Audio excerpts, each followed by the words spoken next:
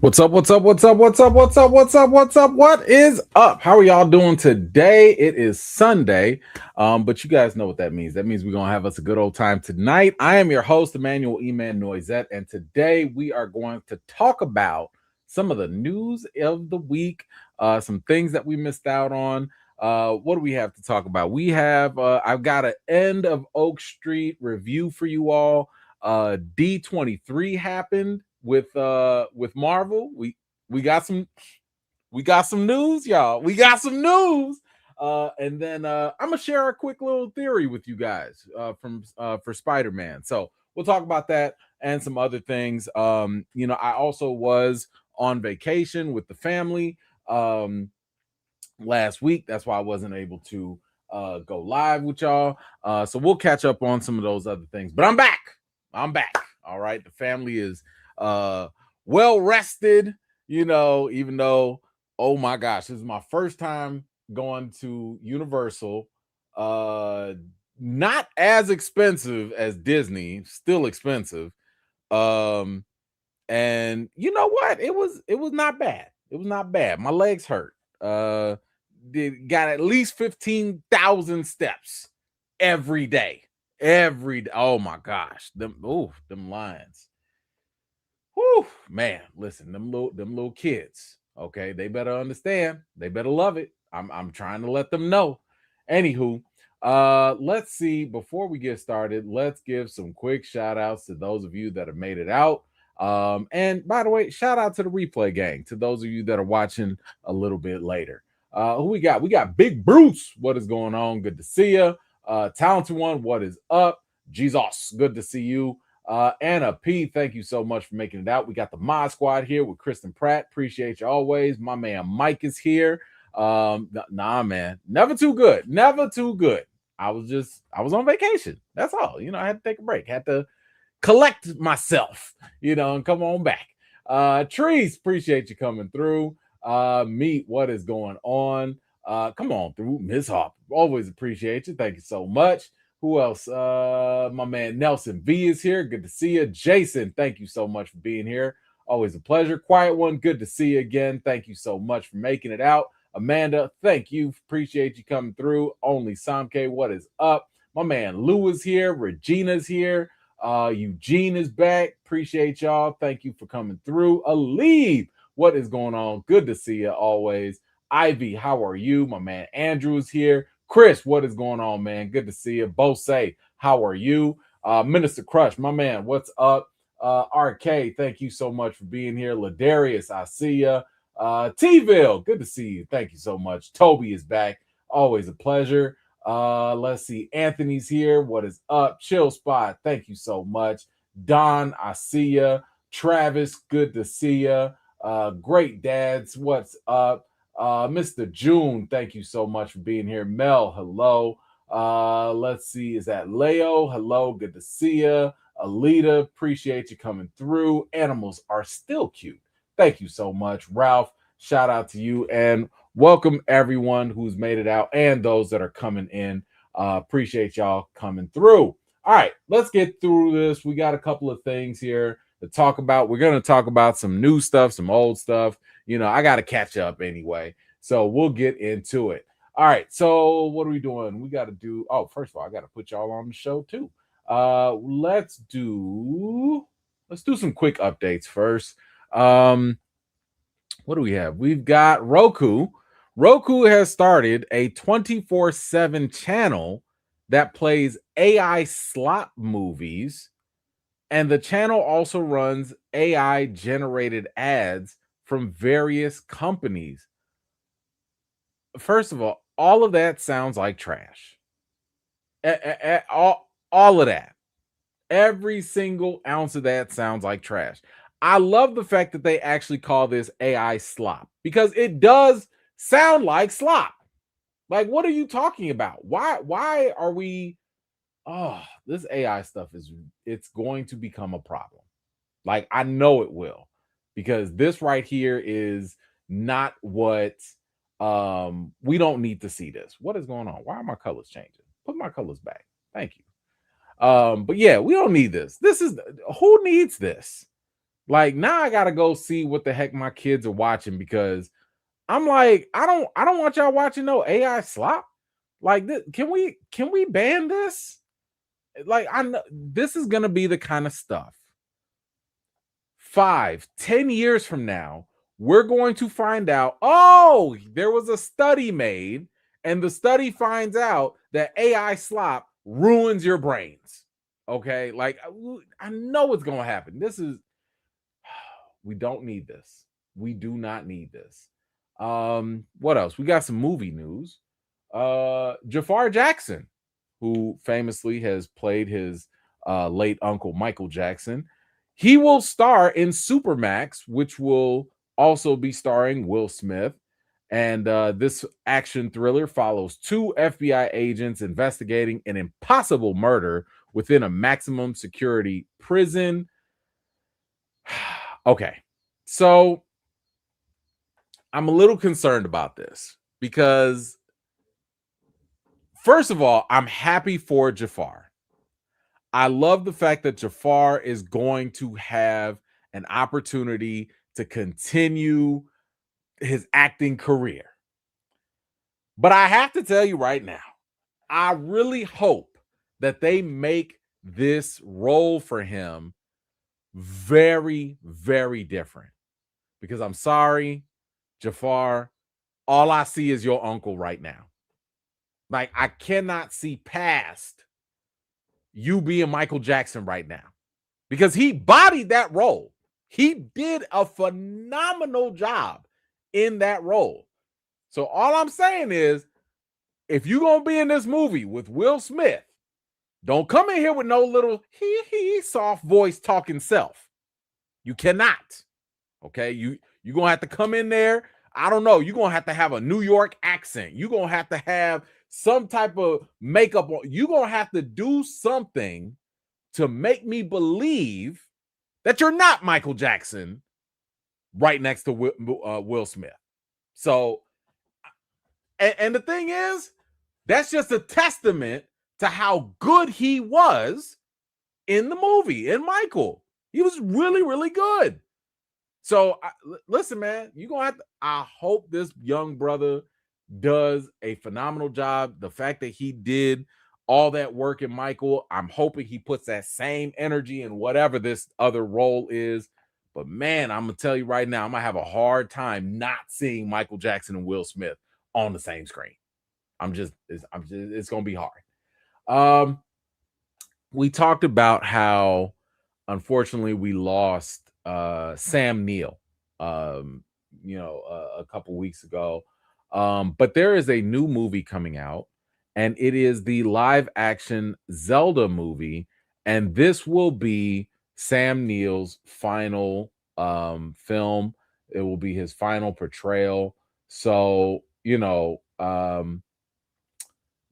if you are a fan of his of any kind, then yeah, this is going to be that's going to be it. That will be all that we get from him. And yeah, it's going to be a bittersweet. It's always kind of bittersweet when you learn about an actor passing away, but they recorded something months or a year prior to that, and then you're seeing them again. It's always that weird time shift issue. But yeah, that will be his final on-screen performance. Next up, and I saw this while I was on vacation. I know I didn't cover it. HBO didn't want to give nobody screeners, but I did get a chance to finally catch up with House of the Dragon season 3. It has ended, but here's the thing. Season 4 ain't coming around until 2028. We got to wait a year and a half for this? 2 years? I thought y'all already got the green light. To me, I'm like, if y'all had the green light and you already knew you had a season 4, what were y'all weren't recording? Y'all wasn't filming? Like what? So I do think that one of the issues with this is that this season took so long just to get here. I forgot half of the stuff that happened. Like I just all them previous, I had to watch maybe 2 or 3 recap videos just to catch up because there was so much stuff that I just completely forgot about. But just quick thoughts about season 3. I have to say that out of 3 seasons, this might have been the most lackluster season finale. I'm not a fan of them cutting it down to only 8 episodes. I know that this is gonna stretch and it's gonna be crazy in season 4, but like the way they ended that last season, I was just kind of, or like this current season, I'm like, that's it. Like this kind of felt like you guys had one more episode and then there was gonna be a finale. You know, I know that there was a battle and the battle was cool. By the way, shout out to the North. The brothers from the North, those guys were the real ones. Okay. They was like, okay, what do I got to do? I got to go in there, kill that guy, do this, and then die? Say less. I forgot the old guy's name, but he was hilarious. Loved him. But man, Rhaenyra is going through it. She is. I mean, I have not read the books for those of you that know. I'm just enjoying the ride. I definitely enjoyed the fight. The fight was really good, but man, like this is messy. Like the politics going on is messy. And it clearly is the case that don't nobody in this show care about no kids. My man Damon said, hey, get out the way. Well, Dracarys. I was like, David, no, not the kids. Just this is a lot going on. You know, and I, you know, I'm trying not to give too much away in case anybody hasn't seen anything, but yo, what is going to happen with Alicent? Alicent done went over to Harrenhal, tried to off her own kid, didn't work, and you know he's already crazy. He already got mommy issues of a whole different Targaryen kind. And then she about to come home and find out her worst nightmare, and basically all her efforts were for nothing. I feel like Alicent finna be the real wild card. She's gonna be the one that's gonna be like, okay, I'm gonna just burn everybody. Like I'm afraid that Alicent's going to do something wild. And to hell with Ulf. Ulf, I mean, I understand that Daemon does not like him. I totally get that. But this is what happens when you got bastard dragon riders. This is what happens. This was what was warned, right? This was the issue, the gamble of if you're going to have bastards riding dragons, they're not going to have the same sense of allegiance. They're not going to have the same sensibilities as everybody else. So Ulf was like, all right, Dracarys for you, and I'm finna go back and drink with the homies. That's what Ulf is about to be. That's what he's going to do. So, you know, listen, I enjoyed the season overall. I thought it was solid. I don't think it was the best. I do think that they could have given us a little bit better ending, a better cliffhanger, but obviously this whole thing is going to build itself up for season 4, right? Like that's the way it came off. It's like, hey, whatever we're doing, we're going to save everything for season 4. And hopefully they stick the landing better than Game of Thrones. And I'm loosely confident that they will. I'm loosely confident. But we will stay on the Game of Thrones bandwagon here because there was always supposed to be a Aegon's Conquest TV show, but they changed that up. And they said, no, we're not doing the TV show. That's not happening because actually they want to make it a movie. And recently WB has reaffirmed, they've doubled down that Aegon's Conquest is going to be a theatrical film. And this is going to release sometime in 2027. And it's written by the same person that did House of Cards and Andor. I love both of those. House of Cards was such a well-written show. If you have not seen House of Cards, highly recommend it. If you like political dramas, I only saw the first 2 seasons because once dude got off there, it was kind of like a wrap from there. But and Andor, of course, as we know, is premier Star Wars writing. So, like, yeah, that in itself is also going to be, I think, a good mix for this. So I'm looking forward to it. The fact that y'all making this a movie, I mean, I'll be there. I will be in the theaters for this. Like I said that y'all should have, well, y'all should have made Game of Thrones a season finale movie, but then again, the way that they ended it, maybe not. What else do we have? There's a Facebook movie coming out, The Social Reckoning. We know that Jeremy Strong is going to be playing Mark Zuckerberg. And it says here that Jeremy Strong went full method and spoke only as Mark Zuckerberg for the entire production of The Social Reckoning. So while he's on set, he's talking like Mark Zuckerberg the whole time. So he's basically acting like a robot 24/7, like just going full method. It says here he also sent an email to Zuckerberg to say that he took the responsibility very seriously and the veracity of it seriously. Okay. All right. From this GQ article, I thought the title was really funny.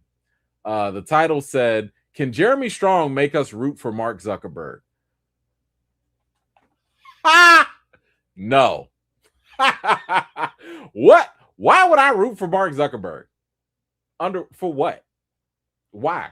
Why would I root for any billionaire in today's world? Like, I'm broke. Okay, I just paid almost $90 for gas. Okay, Mark Zuckerberg is kiki ha-haing with the same person in administration that's making me have to pay more money for everything. What could Mark Zuckerberg or Jeremy Strong possibly do or say that makes me want to be like root for him? Are you kidding me? Social media, in my opinion, is probably going to be the equivalent to what tobacco and smoking was for like people in the 50s and 60s. They gonna find out later, oh yeah, social media gives you cancer of the brain. Okay, because clearly social media and the exploitation behind it has obviously created brain rot and killed critical thinking all over the place. This, if you haven't seen on Netflix The Social Dilemma, please go watch it. Please go watch The Social Dilemma. The fact that it has been proven from ex-employees of Facebook that they have gone out of their way to psychologically manipulate folks, allegedly, to be addicted to the platform. You don't think that's going to mess up your brain in some way, especially the kids? Come on now, please. Social media is going to be the end of us, and AI going to be right there next to it. So yeah, sorry. No, there's nothing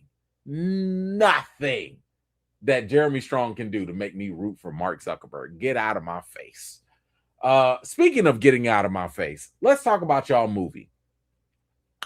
Fast Forever is coming out soon, sometime. I don't know, whatever. And y'all know y'all boy, Vin Diesel, is going to ride or die on this all day, every day. I have not looked at his Instagram lately. I don't want to, but apparently he said that this is the best script that he has ever read in decades. Now, the director would say, I'd love to tell you the full truth, but I can't. There will be an ending, and it's great. I was very, very lucky to be part of the franchise, and I love Vin. I love Universal. They're great to work with. So, yeah, we'll see, hopefully. So, whatever this script is, the director hasn't seen it yet, but Vin has.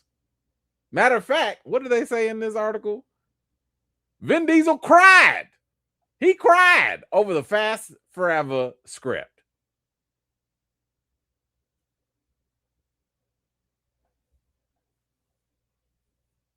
Okay. Like I'm sorry. Like I'm no longer at the point. Actually, it's been a while since I've been off this bandwagon. There's nothing Vin Diesel can tell me to make me believe anything about the Fast and Furious. If anything, I'm going to believe the opposite. If Vin Diesel says this is amazing, it's great, then I'm probably going to be like, I saw Fast 10. I also saw Fast 9 and Fast 8. So I don't, no, I don't. Your tears ain't going to wash nothing away from me. Your tears ain't going to convince me of anything. If anything, I'm going to only be more convinced to be even more apprehensive of this movie. Because you already know that the real perfect ending for Fast and Furious was after, Brian passed away, right? Like after, they gave that perfect send-off for his character. That's when the franchise should have stopped. But Vin was like, nah, can't stop, won't stop, family, quarter of a mile every day, whatever. So they milked this thing till the wheels literally are falling off. They're milking it till the wheels fall off. I don't care about Vin Diesel's tears. Not at all. So y'all have fun with this. I know y'all been rooting for this movie. Enjoy it. I might reluctantly watch it because I have a job to do, but I absolutely will not be looking forward to it. Something else I'm not looking forward to. Pirates of the Caribbean. I cannot tell you to save my life for $1 million what these movies are about anymore, or when these movies started or stopped when it came to being good. I don't remember. I don't even remember how many Pirates of the Caribbean movies there are. Can someone look that up, please? I think there are 5. I think. But I think I only stopped around 3. I think I stopped at 3. And you started to notice the more and more they took Johnny Depp out of the movies, the worse the movie started to become. Are there 6? Stop playing. Do not tell me there are 6. Please don't. Do not tell me there are 6. I want to say there are 5, right? So now Jerry Bruckheimer, producer, he's always been trying to do another Pirates of the Caribbean. I don't know why.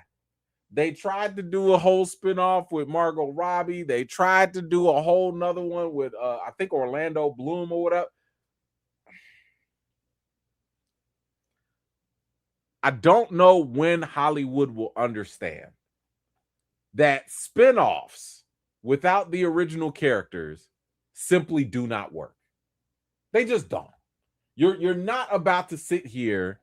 I mean, did y'all not see what happened with the Bourne Identity? Like if you had a Bourne Identity without Matt Damon, don't nobody care, because the whole franchise, the whole movie series was based off of literally Jason Bourne.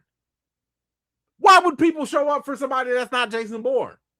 So when it comes to Pirates of the Caribbean, why would we show up for anybody that's not Jack Sparrow? So anyway, I think they realize that.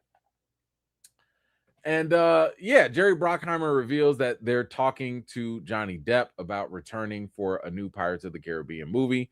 We're working on a screenplay and hopefully we can get this done. I don't care. I don't care. Like, even if y'all get Johnny Depp back, even if you do, why should we care about Pirates of the Caribbean? When was the last one? Oh, let me see. When was the last Pirates of the Caribbean movies?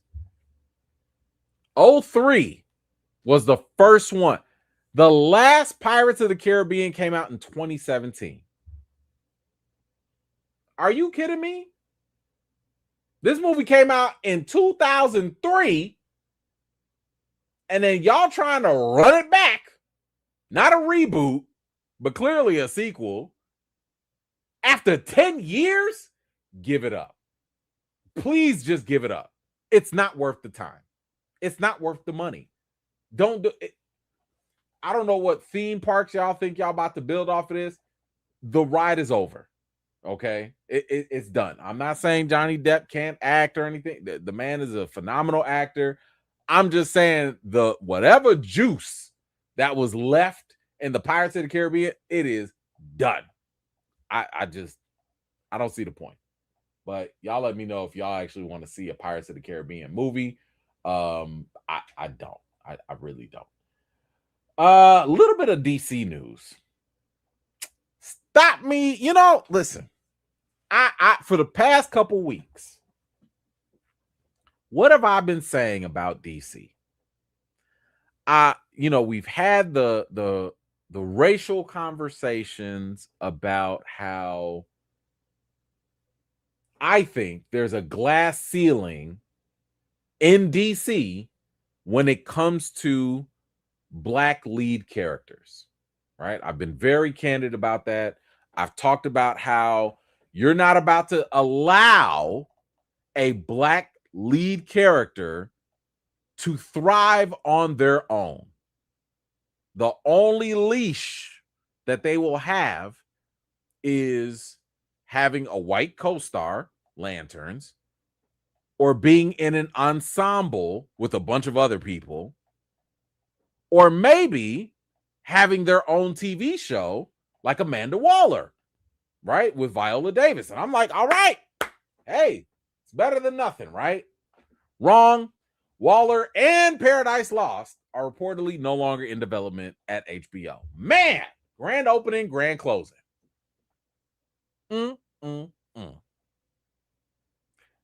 What is going on? Because remember, James Gunn, as an executive, he went out of his way to talk about we're not moving forward with projects unless we got a good script and all of that. And guess what he also did? Hey, we're not going to announce nothing unless we're ready. And he announced this. He announced both of these. But they're not moving forward. Why? Why? Do you guys want to put on the conspiracy hats? I do. It sure does feel like the shows that happen to get the axe all seem to fit conveniently within the bastardized version and definition of DEI. Because remember, the original definition of DEI was diversity, equity, and inclusion. But the bastardized version of it is anyone that's female or Black or brown, but mainly Black and female. And of course, LGBTQ and so on and so forth. Let's just be honest. Anyone that's not a predominantly white male. That's what the new bastardized version of DEI is. If you're not a straight white male, bad. Everything else is bad.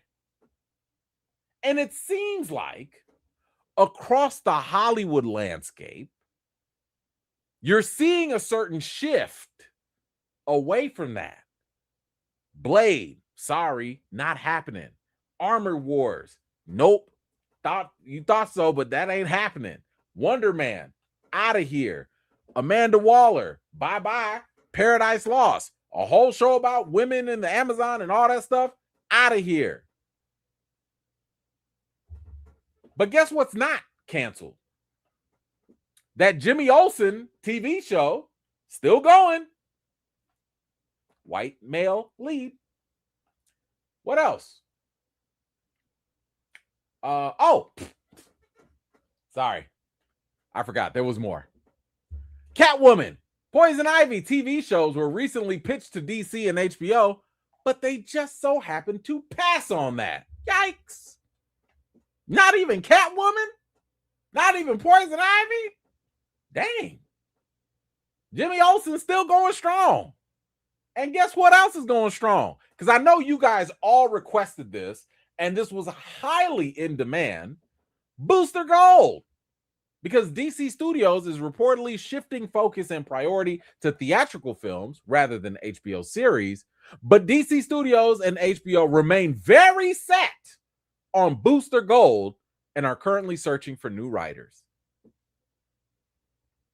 So, you're saying, according to reports, you don't want to do the TV shows. Okay, that makes sense, right? You don't want to put all the money in the TV shows. You want to put more money into the big movies and get the big returns.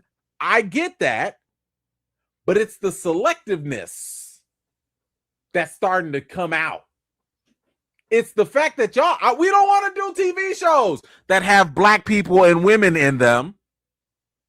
But the TV shows that have men that happen to be white and straight and male, like those, y'all can keep going with those. Who asked for Booster Gold? Who the hell asked for a Jimmy Olsen TV show?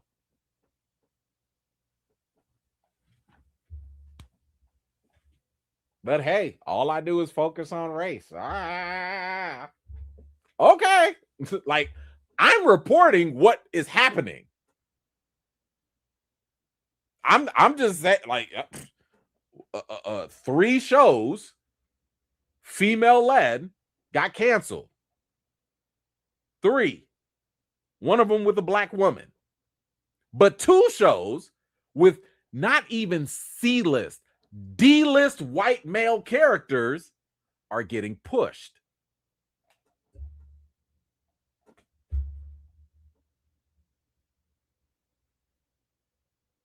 What did Maya Angelou say? Believe people, when they tell you who they are, believe them. Like, I'm going off of what you're telling me. You're telling me this is worth your time, energy, and money, but these are not. Whatever. Let's move on. I can't wait for the X-Files. Y'all know I'm a big X-Files fan. The X-Files creator, Chris Carter, claims that Gillian Anderson and David Duchovny are returning for Ryan Coogler's reboot. He says at least Gillian, I think, is going to appear in the Coogler version, and I'm assuming David will too. I love that. First of all, I don't see how you have an X-Files anything without having those original characters in there. Now, we don't know a lot of the details. Is this a continuation? He's saying it's a reboot. I would prefer if it was a continuation, even if it was slightly rebooted. I hope that Gillian and David come back as Mulder and Scully. I just don't want y'all to erase what happened before. I don't think we need to do that. I think that it would be very cool if, Mulder is out in the woods, living off the grid, and Scully is doing, I don't know, maybe she's teaching college courses or something, and the new agents have to talk to them and just get some information and some insight. Like, I would like that little bit of homage. Just give me that little bit. Okay. I'll take that. Man, that would be cool. Let's see. What else do we have? Oh, we are going to talk about this. Okay. Because I told y'all we are going to talk. I'll give you my review for The End of Oak Street. But I saw this come up and I wanted to just talk about this real quick. Anne Hathaway argues that a movie featuring a dog being killed should automatically get a rated R rating. She says everybody's so scared that they're casually doing it in movies now.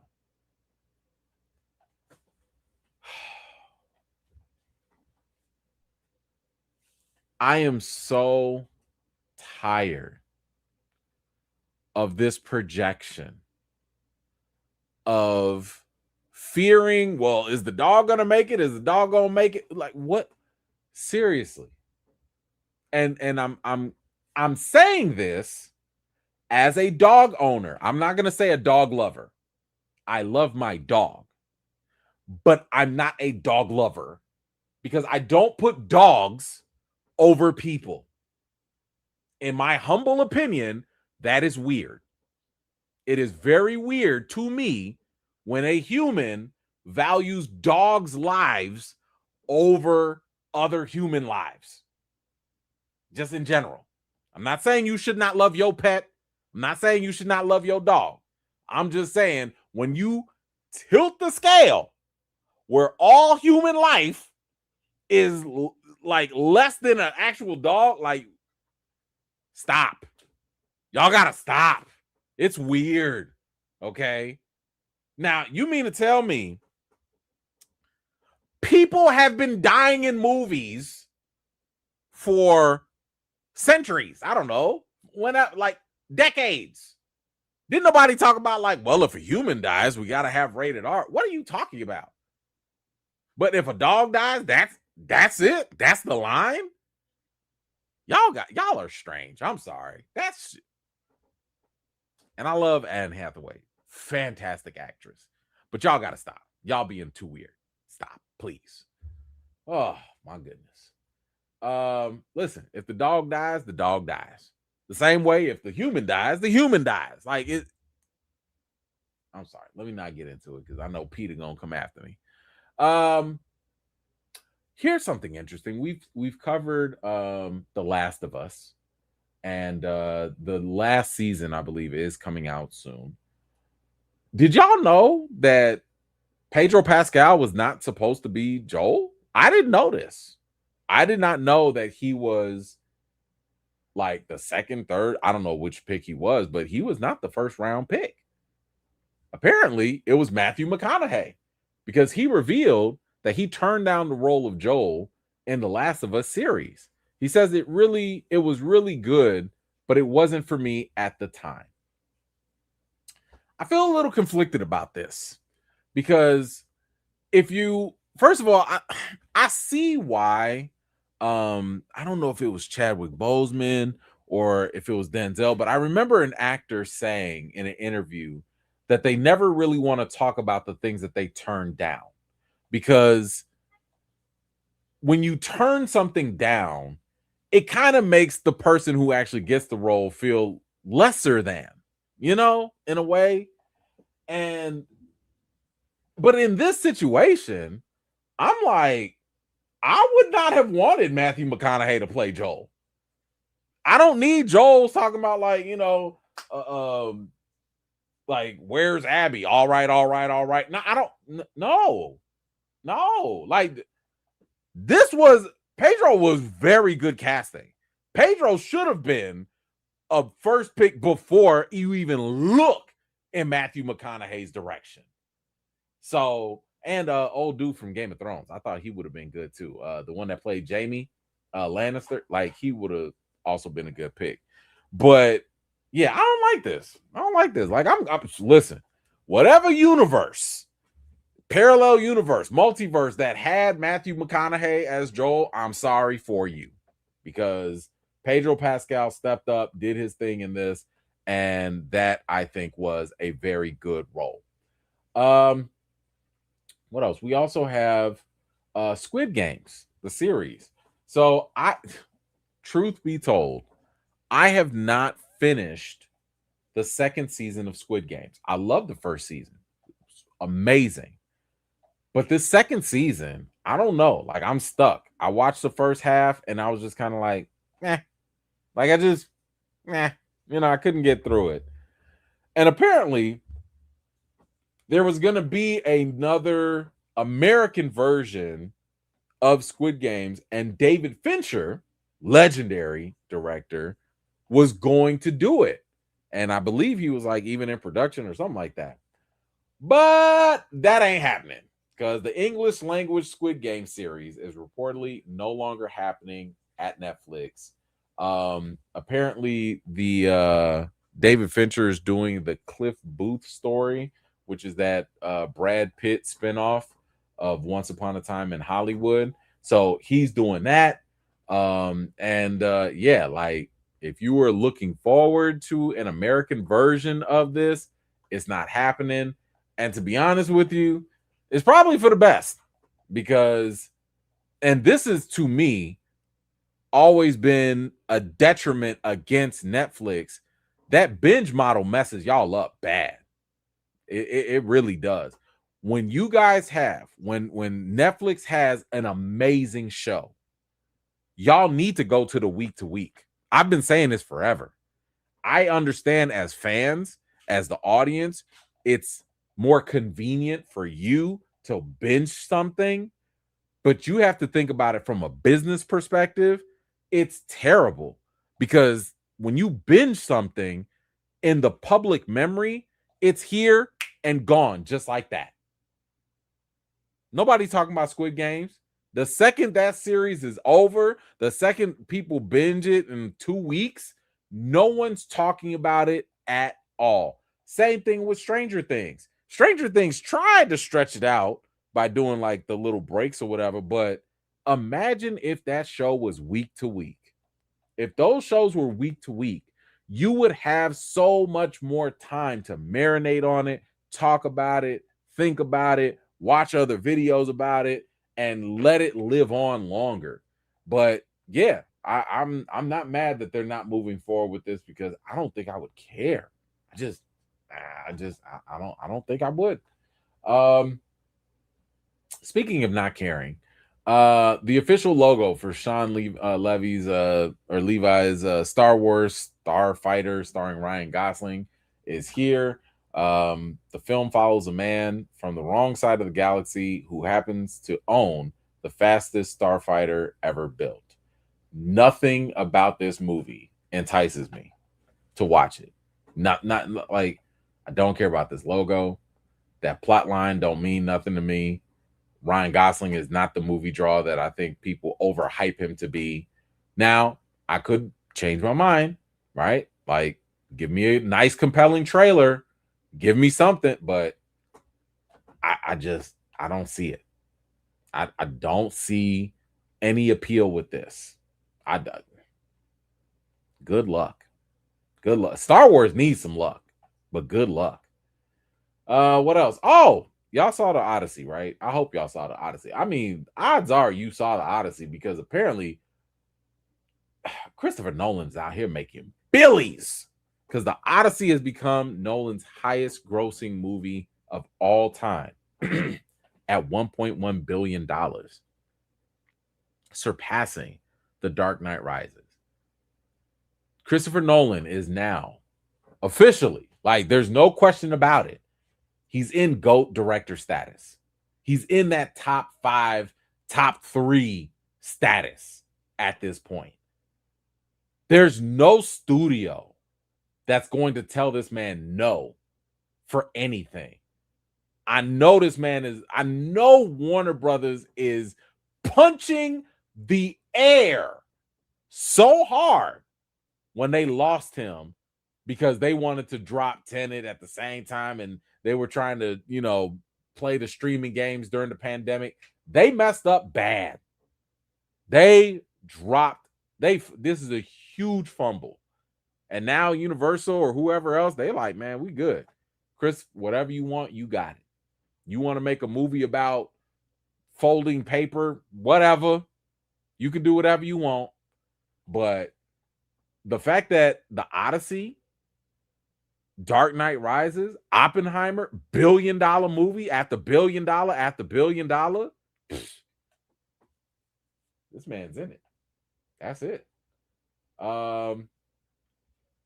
We remember the God of War situation.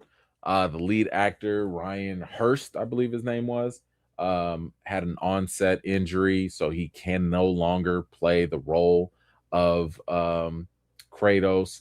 But that opened up the door because apparently Dave Bautista is now in talks for the role of Kratos. And you know what? I'm very okay with this if this happens. If Dave Bautista, there were 2 people that I was like very okay with. Dave Bautista and Jason Momoa. If either one of them wanted to step into the role of Kratos, I would have been fine with it. And not to mention Christopher Judge, who actually played Kratos in the video games. But at this point, if Dave Bautista wants to get in there, I fully support this. If anything, this might, because I was going to watch this anyway. But if you tell me that you have this recognizable figure to play this role, man, this could be career making for him. Like, he could mess around and make this even more successful. So I love this. I like this. I hope they solidify it and let him have it. But speaking of Christopher Judge, he's calling out some folks. He's calling out Amazon specifically. And he's like, yo, he calls out Amazon's God of War series for not hiring writers from the games. He says, what are you thinking? These guys have been immersed in this world for 20 years. You think someone's going to know better? The man's got a point. I mean, you didn't just grab random people off the street to go do The Last of Us.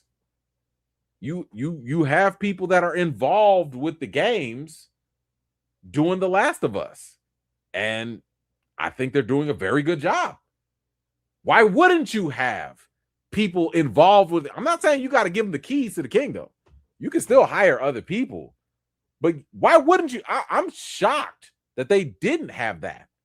I'm shocked that they wouldn't bring in at least for consultations or something, a producer, somebody. I'm not going to say that this is going to be impossible. I'm not going to act as though that this is, going to fail, but it is kind of curious as to why wouldn't you just do something that simple? But anyway, you guys let me know what you think about all that in the comments down below. All right, that's it for the quick updates. I got some comments. Nelson, did you watch the Ahsoka trailer? Lots of action. So yes, I tried to put the Ahsoka trailer here, but YouTube was flagging it. It looks solid. It looks really, really good. That trailer definitely looks like what I was hoping for in Mandalorian. And I think it's going to make up for season 2 of Ahsoka, right? Or the first season of Ahsoka, which I liked, but I thought that it could have been a little stronger. So yes, if you all have not seen the trailer for Ahsoka, feel free to go check it out. Definitely worth it, I think. And I would be in on that for sure. Rega, what you got? You actually finished Andor? I finished the first season. I didn't finish the second one, but I did finish the first season. Also, just went to Chicago for the first time. Great city. That thin crust is fire. Come on! Any recommendations for next time I go? Yes. I've tried to tell y'all. Chicago is not about the deep dish. That's a distraction. Okay? It is not. That is for the tourists. And I'm glad you got the thin crust. But you've passed level 1. Now it's time for you to go to the next level. Okay? You're not a novice anymore. All right? Now, you got to go to Harold's. You got to get it fried hard, lemon pepper with some mild sauce on it. You got to go to Portillo's. Okay? Get you a cake shake or a chocolate piece of cake. You can get the hot dog, everything on it. Burgers are good, fries are good. Actually, you can get anything from Portillo's. Anything is pretty good. What else? If you're doing the pizza, you want to go to Lou Malnati's, thin crust. My personal favorite is Beggar's. You could also do Italian Fiesta. Oh my God, the Italian beef at Portillo's. I'm sorry, Portillo's. I have done you so wrong. You go to Portillo's for the Italian beef. That's what you go there for. Once you have the Italian beef at Portillo's, everybody else's Italian beef is going to feel like it's just not going to be that good. So Yes, I'm glad you didn't mess with the deep dish. It's fine. I'm not a deep dish person, but I'm trying to tell y'all the real best pizza in the United States is Chicago thin crust. Don't let New York people fool you. Don't even talk to people from Detroit. Okay, like I don't even know why they try to get in the conversation. Chicago thin crust. That's where it's at. Okay, that's where it's at. But thank you. I'm glad you had a good time. Anthony, did I see the primetime trailer? That was another one I tried to put up here. Yes, I did see it. I thought it was interesting. It definitely looks way more dramatic than I thought it would be. Like I'm sitting here looking at dude playing Chris Chris Henson or whatever, and I'm like, what are you? Why? That's just why is he being so extra? He just it really seemed like he was going above and beyond, and I don't know how much of that is real. I don't know how much of it is made up for the movies. Robert Pattinson, thank you. But I don't know why we need this movie either. Like Chris Hansen's still alive. He's still doing To Catch a Predator. He could have played himself. So I don't know what he's doing. I don't know why we need this movie. But I am actually kind of interested because I like the show. Like there's nothing more satisfying than seeing a child predator get got. Like I like it. I like justice. I like justice. I don't know. So I'll be watching it, but it definitely feels like a movie that's kind of like I don't know why y'all greenlit this, but okay. All right, All right, what else do we have? Let's see. Natalie, what's up? What's up, EFAM? I know we didn't talk Storm yet. No, not yet. Not yet. But thank you so much. Appreciate you. Anonymous girl, I finished Pluto recently. Any similar shows? I haven't watched Pluto. Let me see. What is TV series? Pluto. Oh, you talking about the I'm assuming you're talking about the animated series. I don't know. I haven't watched it yet. Pluto has been on my radar to watch. I've heard nothing but great things about it. But if you're asking for recommendations for anime, I mean, where do you begin? The hardest thing with recommending anime is you have to know what kind of anime you're into, So, if we're talking about Pluto, I don't. Let me see. Is this the mech stuff? I don't know. I don't want to be in the position of giving bad recommendations. So I would be more comfortable just giving the classics out. If you like heavy drama, Attack on Titan. If you want something that will make you cry, Assassination Classroom. Oh, that roll call. Oh. I'm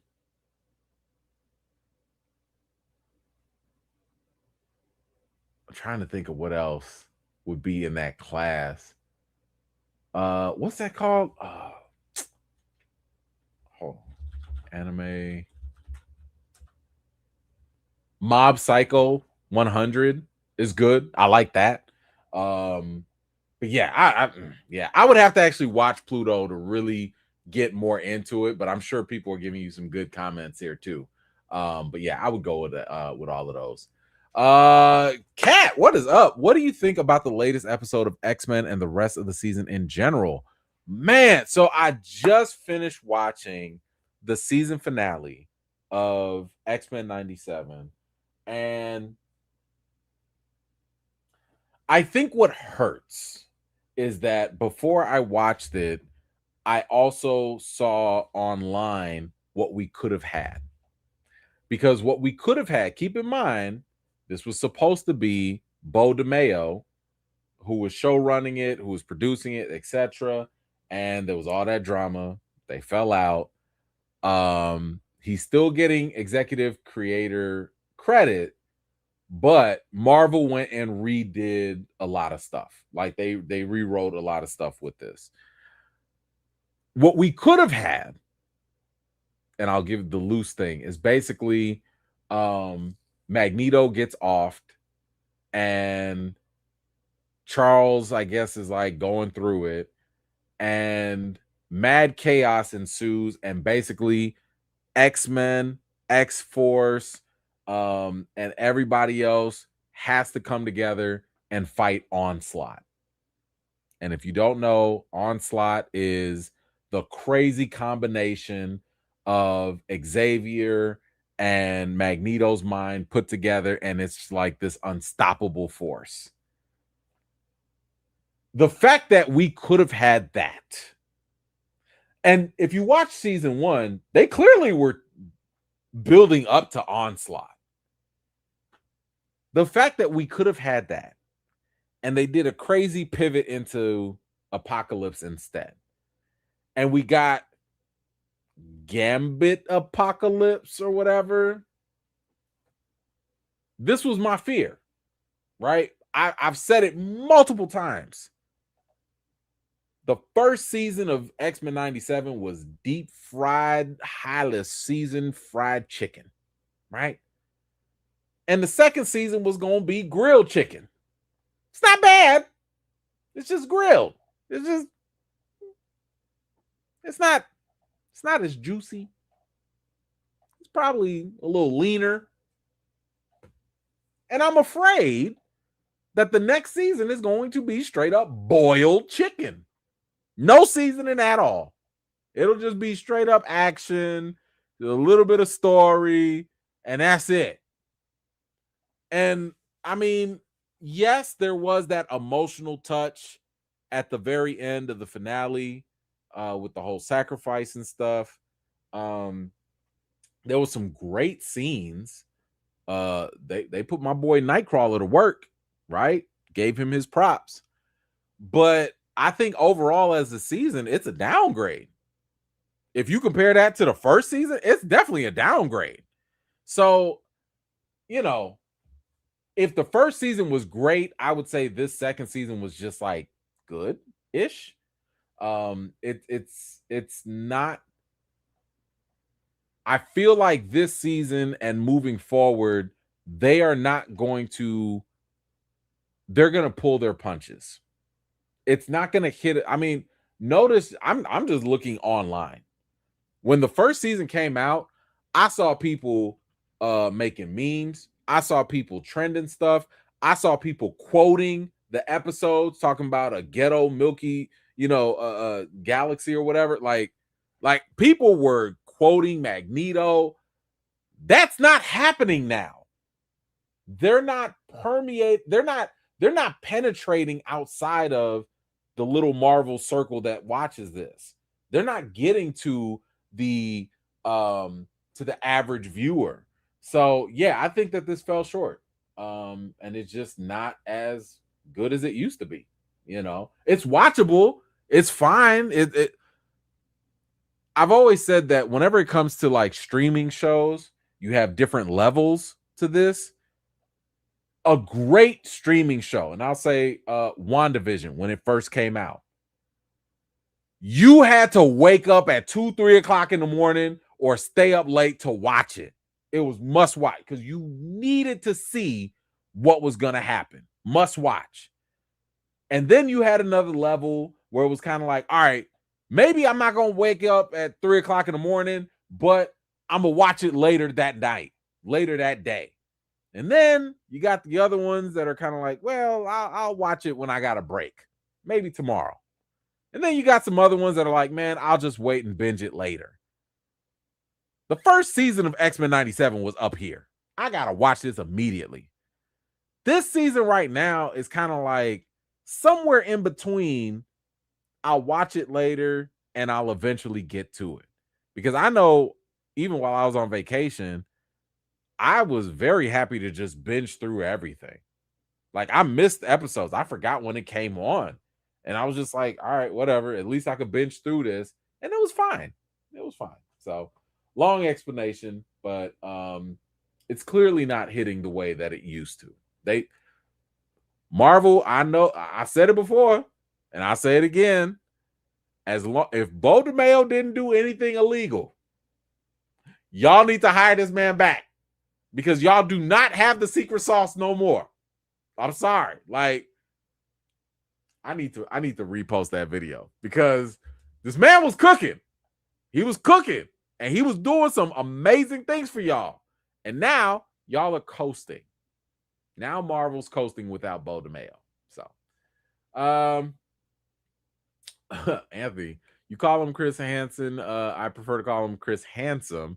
If you know the particular story that movie is adapting, you would say different. I don't know. I don't know what you're referring to or what that is in reference to. But I'll let you cook with that. Go for that. All right. Here's something. We talked about this last time. There was a whole issue with the Children of Blood and Bone, and there was a whole lot of drama, and we didn't really know why or what was going on. There was a little speculation here and there about what the situation was with Tomi Adeyemi, the author of the books.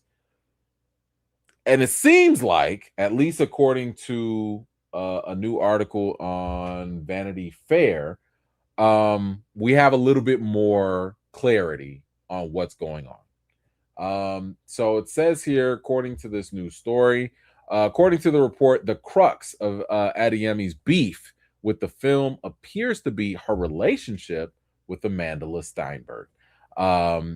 It says here, following the casting, Stenberg publicly said that Adeyemi supported her casting.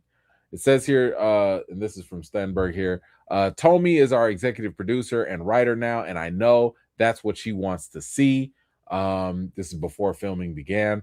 She wants to see a world on screen that is vibrant with different skin tones and different shades. And the article says this appears to be where Adeyemi drew the line. In a screenshot revealed later by the author, she had texted and asked Steinberg to not to ever use her name in an interview or video again. Adeyemi reportedly arrived on set to film a cameo shortly after. However, the tensions between her and Stenberg made the situation difficult to navigate, according to sources. So what it sounds like is, and for those that are familiar, the character that Amanda is playing is supposed to be a darker character. Like, that is specific to the character. It is specific to the story in some way. Amanda is not the darkest of hues, right? But she did end up getting the role. And it sounds like Amanda was speaking for Tomi, but Tomi didn't appreciate that. And that's one thing. But from what this is sounding like, the fact that the author was shooting a cameo and Amanda is obviously there, I'm assuming that something happened on set where I don't know if they made Tomi interact with her. I don't know if they made her do whatever happened. It sounds like once that, because the thing is, if you're going to send her that text and say, yo, keep my name out your mouth, and then you're going to show up on set and work with her in some way, capacity or whatever, it sounds like that's where the real issue went even further south. We're going to have to wait. Maybe somebody will reveal what happened, but yeah. So it seems like that's where the whole issue is. There was always a little bit of controversy with the whole colorism thing with the characters, but it seems like at least now we do know the real beef is at least between Tomi and Amanda, and probably what happened on set on top of that. So there you have it. You guys let me know, what did you think about the whole Children, Blood and Bone situation? All I know is I'm still gonna go watch this. I'm sorry that they have to go through this. I'm sorry that there's drama on the set. I see an African story that's going to be on the big screen with a lot of actors that I like from a very popular series. I'm going to go watch this. So that's my stance on that. But you guys let me know, how do you feel about it? Feel free to let me know your thoughts in the comments down below.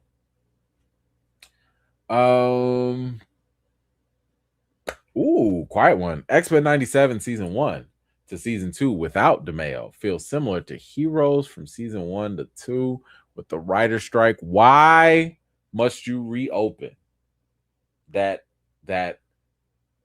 deep wound? Because yes, Heroes season 1 was on its way to becoming one of the greatest TV shows ever. Got to save the cheerleader. And then that writer strike that was the worst writer strike ever. That strike put Hollywood on its knees.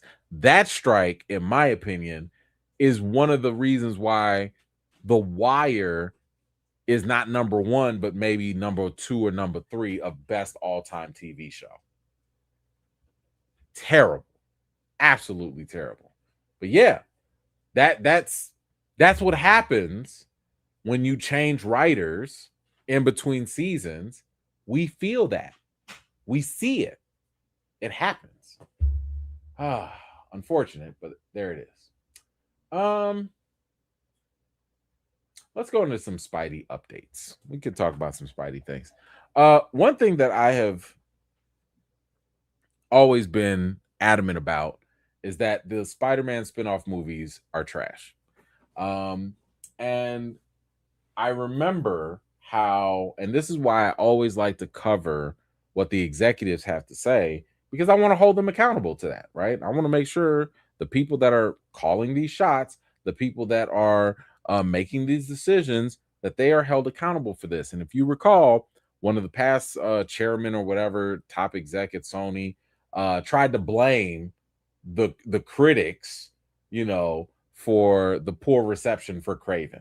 Never mind the fact that the movie was just not good, or for Madam Web. Never mind the movie was trash, or for Morbius. Never mind, don't nobody ever need to see that movie. He gonna blame the critics for that.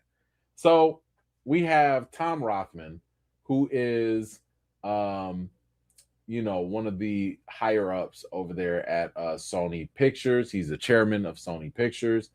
I've had some issues with him in the past, not personally, but I've had some issues with things that he would say. For example, I remember he was one of the reasons why we almost did not get Spider-Man No Way Home. Okay, go back to the live streams that we was doing back then. He was the reason. He was the one that said, oh, it's okay. We don't need Marvel Studios anymore. We got all the notes from Kevin Feige. We got this. After that man said that, he gave you Madam Web and Craven. Do you believe that somebody that gave you Craven and Madam Web was going to be able to handle No Way Home without Marvel's help? You see why I have trust issues. So this man got back on here and he started, he was being interviewed and they were asking him questions about is there a world in which there will be another Spider-Man sequel with Tom Holland? And he said, yes. First of all, absolutely. Sir, Spider-Man is making over $1 billion. Why wouldn't you make another? That should have been the easy. I'm glad he just said yes. That's automatic. Sony don't have nothing if they don't have Spider-Man. Okay? Like that is your new cash cow forever. Forever. And the person goes on to say here, there's no such thing as Spider-Man fatigue, but what's going on with other comic book movies? They either bomb or they're successful. And he does say this, and I agree with it. Superhero movies have to feel fresh. You have to work against predictability. How do you make movies not feel repetitive? Brand New Day is emotionally led, so it feels different. I agree with that, right? I've always told y'all there's no such thing as comic book movie fatigue. The only fatigue that we have are bad comic book movies. Nobody is complaining. Didn't I tell y'all? Gosh, I know I said this. When Spider-Man comes out, not a peep, not a trend on social media, not a hashtag, not an article will be written about comic book movie fatigue. When Avengers Doomsday comes out, nobody's going to fix their mouth to say, I'm tired of comic book movies, as these movies make over $2 billion. They're just not. This only happens when movies from comic book bases, stories are bad. That's the only time. So I'm glad that he is absolutely correct in saying that these movies do have to feel fresh. They do have to feel, something different, because if all you're doing is, lather, rinse, wash, and repeat with the same cliche stuff, it's not going to work. But this is where the news gets interesting. He says the Venom trilogy was huge, but other spinoffs like Kraven and Madam Web were misfires. Why didn't those work? He says ultimately the audience wasn't satisfied enough with them. Whether that's a fair assessment of those movies, who knows? That's howling in the wind. The audience is the boss, and they didn't respond. It's as simple as that. Let me read that again. Whether that's a fair assessment of those movies, who knows? I know it was a very fair assessment. Those movies were bad. And I need executives to own those type of things. Now, I have a whole lot of criticism for Kevin Feige. Okay, I've been on record with a lot. But one thing that this man does do, he will step up and say, hey, we messed up with phase 4. Hey, this wasn't the best quality. Now, he's not going to throw his own people under the bus. I get that. But he can admit we didn't do very well with this. We got to get back to the basics. I respect that. I respect when you recognize that if you gave us a bad product, it was a bad product. And you're going to go back to the lab and do better. Don't sit here and gaslight me talking about like, oh, well, the audience didn't like it. I don't know if that's fair or not. That's it. They didn't like it because it wasn't good. All you got to say as an executive, you know what? We tried our best with this. It didn't work out. The audiences didn't really care, or they didn't resonate with it, but we're going to do our best to do better. That's all you have to say. Don't sit here and try and be like, I don't know if Madam Web was bad or not. I don't know if Kraven was really good or not. No, it was not. So yeah, miss me with all that, please. And this was one other thing. Just where is it? One other thing here. Oh, do I not have it? Hold on. Let me get this. Yes. There it is. There it is. So he also was asked, are there plans of developing Sony's universe of Marvel characters? Y'all remember the SMU, the SMU, the Sony Marvel universe, whatever they was trying to call that? This man said, right now, we don't know. We never looked at it as a Sony Marvel universe. He says, at the moment, there are none in active development. All right, so first of all, kudos to you for not having any more stupid spinoffs in active development. That's great. You don't need it. All you need is Spider-Man, and that's it. But what do you mean you never looked at it as a Sony Marvel universe? Like, are you trying to gaslight us again? Did y'all not go out y'all way to make all these other non-Spider-Man related movies to create your own universe with that? Receipts.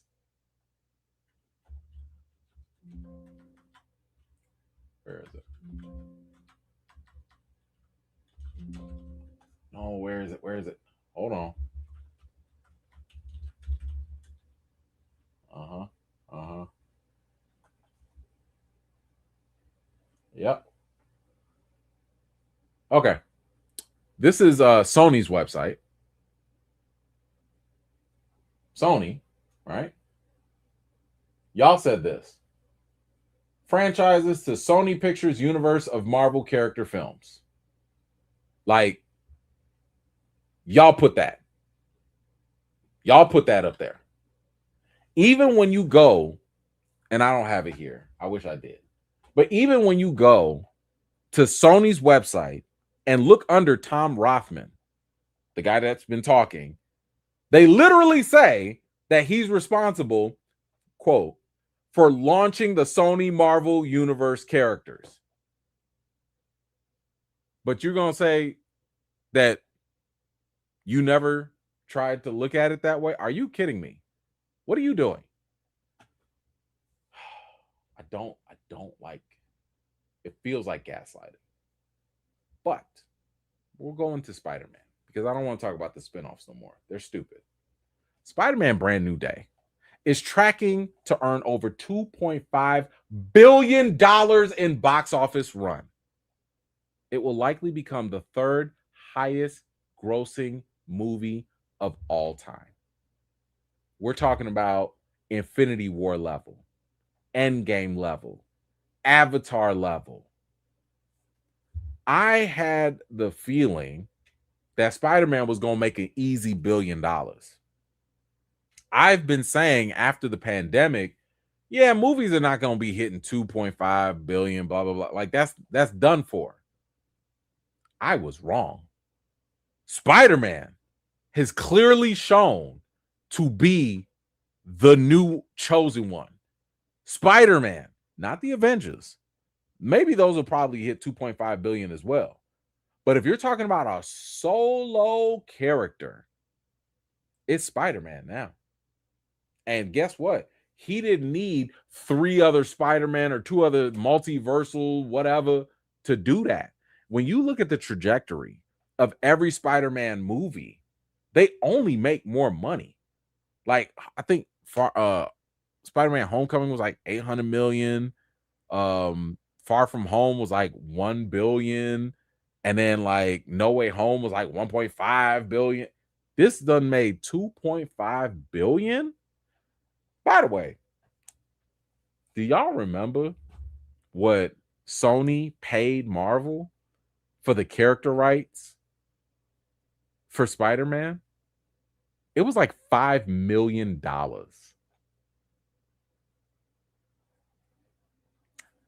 $5 million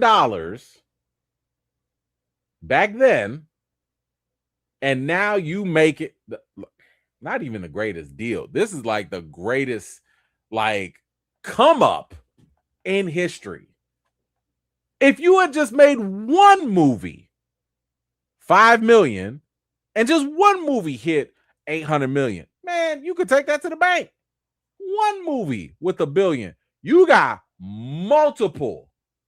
If I'm Marvel, because man, I swear I said this in 2019, back when Tom Rothman was like, I don't know if we're gonna keep doing the Marvel deal. I don't know. I said right after Disney bought Fox, right? And they bought the Fox X-Men and all those.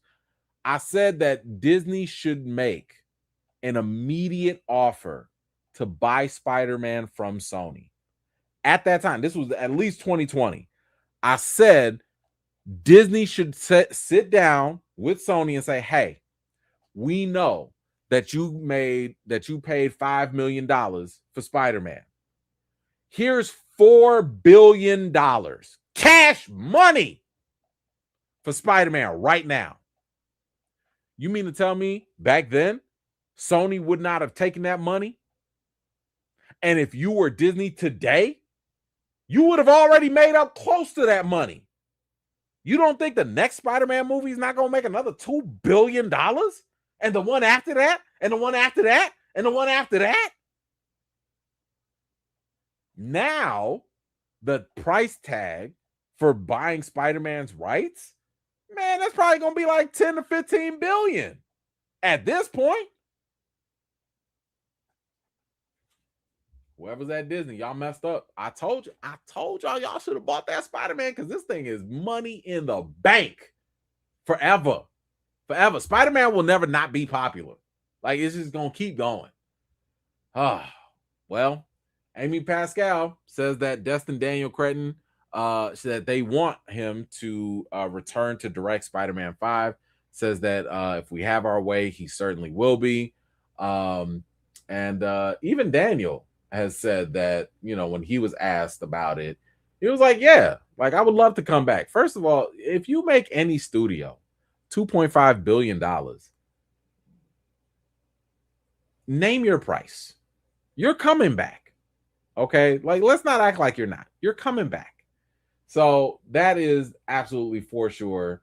And of course, Kevin Feige is saying this too, that there are plans for Spider-Man 5, but Tom Holland and Zendaya will rest first. He says there's always plans. Tom and Zendaya are going to take a good rest, a good and restful victory lap, which they very much deserve. Good. Take 24 hours and get to work. 24 hours. That's all you need.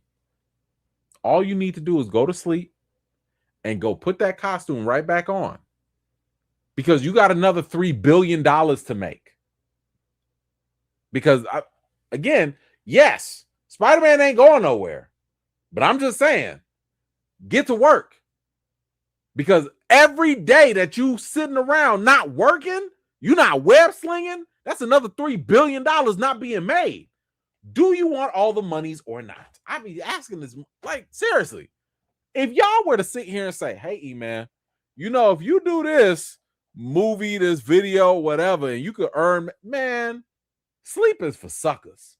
Okay? Let me get to work so I can make this bank while the iron is hot. Well-deserved rest. Yeah, all right. I'll rest when when all my movies make $1 billion. That's when I'll rest. Get out of my face with that. Speaking of Spider-Man, we got news from another Spider-Man, a former Spider-Man, Andrew Garfield. Now, a lot of people would love Andrew Garfield to come back as Spider-Man. I would love it. I think that'd be fine. I did think he got a raw deal with some bad Spider-Man movies. But, well, I don't want to say they were bad. Not that great. They just weren't that great.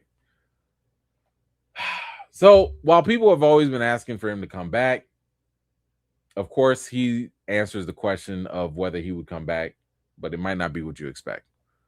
Andrew Garfield says that he would be open to doing a new Spider-Man film if the idea is very strange. He says, I would want it to be just completely unexpected, like a genre of Spider-Man that you've never seen before. Maybe like a road trip movie. I want this to be very clear. Please don't ask Andrew Garfield any more questions about coming back as Spider-Man. Don't ask him for no more ideas. Don't ask him, like, nobody wants this. I don't know, a road trip Spider-Man movie for what? What are you talking about? I respect this man as an actor. He's a very good talent. I don't want him making any creative decisions at all when it comes to Spider-Man. No more. Okay? Listen, if y'all want him to come back in some multiverse type of stuff, fine. Fine. Don't you listen to Sony? Don't you listen to Andrew Garfield now. Don't do it. He gonna mess y'all up. Y'all not gonna have the same juice. Don't nobody want to go see Road Trip Spider. First, man, road trip what? Sir, you are a web slinger. What you road tripping? You mean web slinging on the road or something? What are you talking about? Don't ask Andrew Garfield no more questions, please. Let this man go do his little other British plays and stuff. Like, it's over with. It's over. Please. Anywho, that's it for the Spidey updates. You guys let me know what you think about it in the comments down below. Anthony, Madam Web was #1 on Netflix for 2 weeks. That's not necessarily a good thing. because that lets me know that people didn't want to go see it in the theaters and they waited for it to stream, and then they were like, all right, let me go see what this is. Let me go see how bad it really was. That's what that tells me. All right. Let's see. Let's see. What's this? B, what you got? Excited, but a T'Challa less Black Panther 3 and X-Files feels regressive for Coogler. Time tied up till nearly 2029. Fans think Sinners series original films will be better than that. Yeah, but when you have achieved the level of success that Ryan Coogler has achieved, you get to do whatever you want, right? Like,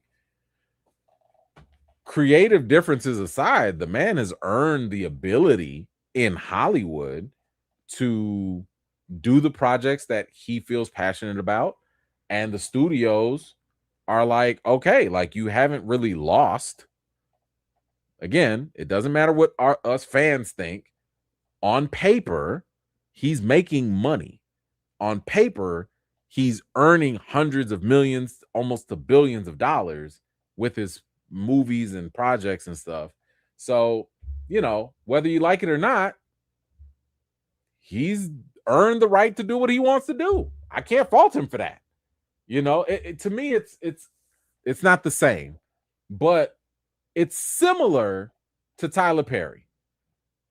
You might not like Tyler Perry's movies. You might not like the direction he does with his stuff. But the man has done so much work that he has his own studio and he literally can make whatever he wants. Who's going to check him? Right? So, you don't have to watch Black Panther. You don't have to watch X-Files. But Ryan Coogler has earned the right to do what he wants to do in Hollywood. And I can't turn that down, So, think about this. If you were Ryan Coogler and you could do whatever passion projects you wanted to do, and the studios, you're in a rare position where the studios actually listen to you, would you not do what you want to do? If you wanted to make a Static Shock movie and you really wanted it, and let's just say other people were like, we don't want Static, would you still not just go do what you want to do? So it is what it is. That's the business. Let's see. Tom, what's up? Love you, brother. By the way, have you seen the Wolverine trailer? It looks sick, and I can't wait for it to come out. Yes, and yes. The Wolverine trailer looks amazing. I didn't pre-order it, but I will be getting it when it goes on sale. But I will be playing that. That looks amazing. I love Insomniac's games. I love the Spider-Man games. So the fact that this is right up that neighborhood, I'm here for it. Yes, I am here for that for sure. Let's see. Quiet One. Ride Along 3 starring Amazing Spider-Man and Hulk. That sounds more like one of those special presentations, right? Like, actually, I wouldn't even want to see that. I'd want to see the Spider-Man and Punisher. I want to see like what happened when Spider-Man saved Punisher. You can give me that. Give me that in the 30-minute, little hour special or whatever. I'll take that. I really liked Frank Castle and Peter Parker going at it. They were two New Yorkers back to back. I love that. I would want to see more of that. Kat, back at it. What's the news about the animated series Spider-Man 98? I haven't heard very much about it, if they are still going forward with it. I do know that Marvel is more committed right now to Your Friendly Neighborhood Spider-Man, that animated series. So I would have the suspicion, don't quote me on it, I would have the suspicion that maybe they are not moving forward with Spider-Man 98, at least not yet. I mean, a lot of fans have been saying they should, but I don't think they are, because they really want to emphasize the Your Friendly Neighborhood Spider-Man animated series. So I just wouldn't get my hopes up for it. Oh, hold on now. Young Michael actor Julio Valde stated in an interview that he would like to be cast as Miles Morales. Good, fine, yeah, he was talented, he was good as young Michael. Sure, listen, I am on board with. I just want Miles Morales to happen. Like, I'm not going to be that guy who's like, well, it can only be this character and only this actor. And I just want a live action Miles Morales movie. I would prefer if they allowed Miles to just be on the screen by himself without help, but I know that won't happen. You got to have Peter Parker in there to make it easier for some folks, but that would be my preference. I would really, really like for Miles to just get his movie and do his thing, and that level of representation. I just want that. So whoever wants to step up and do that role, I support it. I'm here for it. Let's go. All right. Let's talk about I had a little theory for you guys. So just FYI, if you are, I don't know how, but if you have not watched Spider-Man Brand New Day, careful, I will be going into spoilers with this. I'm just going to give you a quick little theory about what I think. And it was something that bothered me during the movie. And if you recall in my review, I was basically saying that, like, I never liked how they kind of left us hanging with the adaptations that he was going through. So again, this is your spoiler alert. I mean, the movie's been out for a while now, so I need you to get over it. All right. So Peter Parker's mutations in Spider-Man Brand New Day, I don't think they are what you think they are. As a matter of fact, I think Spider-Man Brand New Day is lying to us about what's happening to Peter Parker, and Jean Grey might be the biggest clue. So throughout this movie, something is clearly happening in Peter's body, and the movie basically wants us to believe, hey, maybe Peter Parker's spider DNA is just mutating. Yeah, whatever. But here's the thing. We already saw a lot of this setup before. Go back to Spider-Man No Way Home. Eddie Brock and Venom got sent back to their universe, and a little piece of that symbiote stayed behind in the MCU. And we've been waiting ever since to find out what happened to it. So what if the symbiote already found Peter? I want you to think about the clues. First, you got the black eyes. Then Peter's getting stronger, more aggressive. All that followed by the blackouts and organic webbing. Does any of this sound familiar? I mean, Spider-Man 3 with the GOAT, Tobey Maguire, should immediately come to mind here. So Tobey's Peter went through a very similar change, and he didn't know what it was that was happening to him, and it was the symbiote. He didn't know that the symbiote was doing that to him until it later revealed itself. But as I mentioned before, the biggest clue here was Jean Grey. I know a lot of people have talked about the whole symbiote thing, but I don't think people have connected how Jean was the real clue. Jean spends the entire movie getting inside people's heads and taking control of them, but not with Peter. She said, "You pushed me out." To my knowledge, there is nothing in Peter Parker's power set that gives him the ability to push out a telepath. But you know what can do that? A symbiote. Symbiotes are not just costumes. They're living organisms with their own consciousness, and they're linked both to their host and to the mind of a symbiote hive. So Jean she's not necessarily trying to take over one mind anymore. She's trying to get through Peter and whatever's also bonded to him. And suddenly that weird psychic resistance, it actually makes a whole lot more sense. So my theory is that sometime between Spider-Man No Way Home and Brand New Day, that little piece of symbiote found its way to Peter. Maybe it jumped from host to host and finally reached him. And Peter thinks all of these changes are coming from his spider DNA, when in reality, Venom has been growing inside of him the entire time, which means Marvel could eventually have Peter show up. Remember that post-credit scene where Spider-Man's location happened to be off-world. Don't be surprised if in Avengers Secret Wars, we see Black Suit Spider-Man come out of nowhere and reveal that we've actually been watching the symbiote storyline play out this whole time. So you guys let me know, what do you think about my symbiote story and the connection with Jean Grey? Do you think Peter already has the symbiote, or is it just the spider mutation that they try to sell us? Whatever you think, let me know your thoughts in the comments down below. All right.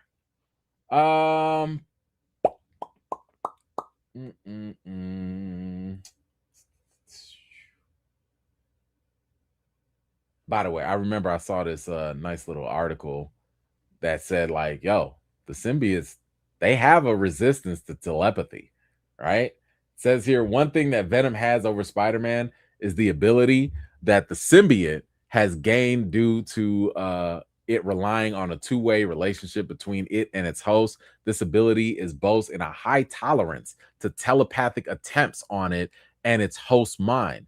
This means that it takes longer to breach the mind of Venom than any other. So, oh, and what else? The Venom symbiote can also fight back against whoever is mentally attacking if they were to try and enter the mind of the host. However, while Venom may have a high tolerance to the mental attacks, that doesn't mean that the mind can't be entered. That, I'm just saying, all of that sounded exactly like what happened, right? It's not like Peter was fighting against Jean. That's not what happened. When you go back and look at that scene, he wasn't like, oh, you can't do this in my mind. That's not what he did. Something happened. It started to go black and it forced Jean out. I'm telling y'all, this man got the symbiote already. He already got that. And yes, the symbiote can produce some. Well, first of all, this is the MCU. We don't know what the MCU is going to remix or do differently with a symbiote and Tom Holland's Spider-Man. We don't know. But we can say that the symbiote is able to manipulate or bond itself with Spider-Man's DNA, unlike with a human. And again, we don't know what kind of weird things that they're going to do with it. So I'm just of the opinion that, yes, I think he has the symbiote. And if you are fans, hold on, of the comic, I think that this would make sense. Hold on. Because this was, where is it? Can I get a picture of it? Yeah. Just look at the comic.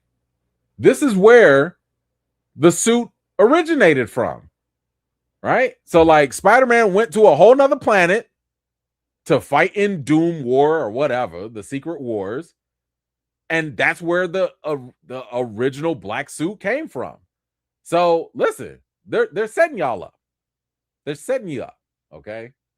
I said it here, but we'll get into that. What else do we have?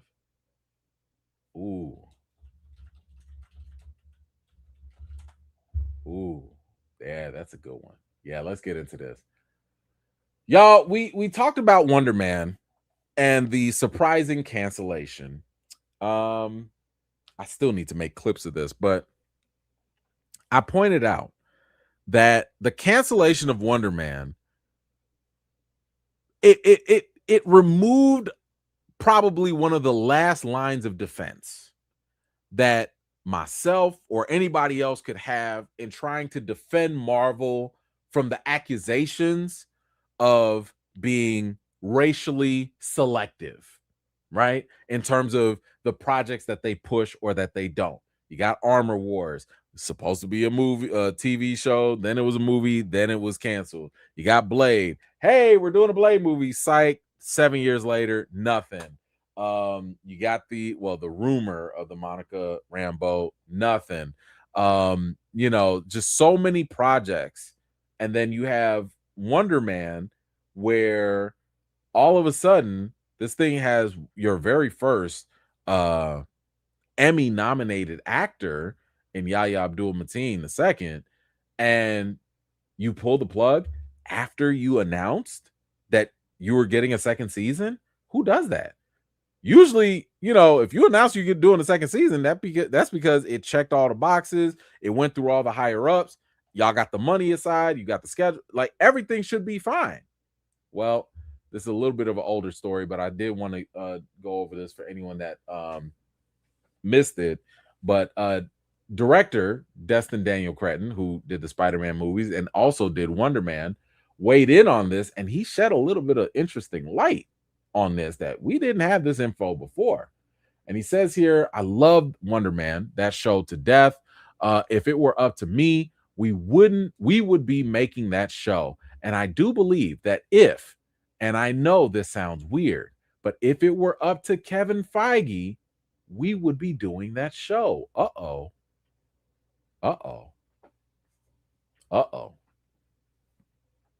He's saying this didn't come from Kevin Feige. Now, that's interesting, because Kevin Feige, that's the boss when it comes to Marvel Studios, right? Now, keep in mind, when Bob Iger was there, the only person Kevin Feige really even had to answer to was Bob Iger, right? And now that Bob Iger is gone, if I'm not mistaken, I don't remember all their names, there are about like 2 or 3 different executives from Disney that now Kevin Feige kind of sort of has to report to. So he does not have the ultimate authority that he used to have. Now, it's not as bad as when the other dude was there, but now there's somebody else calling the shots. Remember, this was a similar situation that happened with James Gunn getting fired. Remember, James Gunn got fired because far-right trolls on Twitter wanted to bring up his old tweets and stuff, and somebody in Disney panicked, and they went above and over Kevin Feige and fired James Gunn, right? So it's sounding as though this wasn't from Feige either. So Cretton goes on, he says, and I'm just talking. I don't fully understand the business of streaming, but if the business was right, we would be making that show, because I know Feige loves that show as much as I do. It's a bummer. I'm heartbroken about it, but I need to fully understand why. Man, so he don't know why. Now, this is from the co-creator and showrunner Andrew Guest of Wonder Man. He says, noting that Disney and Marvel made an internal decision that the show didn't make sense for them. Okay, that's what the other show writer said. And he goes on to say, and Destin's schedule, no one's schedule was an issue. Now, keep in mind, Destin has still got to do Shang-Chi 2. He's still got to do a Naruto movie. And then he also has to do, eventually Spider-Man, another Spider-Man movie. So if there was any excuse like, oh, Destin's too busy, you can't, because he was already set for this. So no one's schedule was an issue. Yaya, Destin, Sir Ben Kingsley, and I all love making this show. All felt passionately about continuing to do it, and we're eager to do it. Contracts were signed. Schedules were cleared. Writers' rooms were supposed to start this month. Production was supposed to begin early next year, and nothing. So this kind of goes back to what I was saying earlier when I was talking about the selective erasure going on over at DC. At DC, you have James Gunn, who I would say is a little bit more progressively minded. He wanted to have a Amanda Waller show. He wanted to have a Paradise Lost show.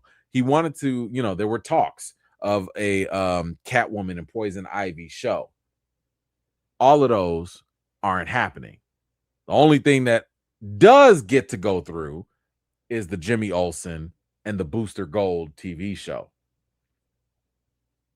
Now at Marvel, They did say, according to some reports anyway, that they want to reduce the amount of TV shows that they do because they want to focus on quality over quantity.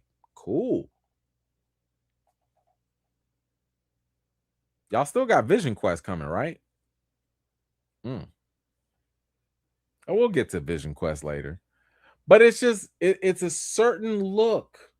It's not a good look when the things that happen to get the cut are the female-led projects or the black-led projects. It's not a good look. It's harder for you to claim that it's just a coincidence. It's harder to do that. And right now, my suspicion, and I can say this because I'm not under any company's payroll.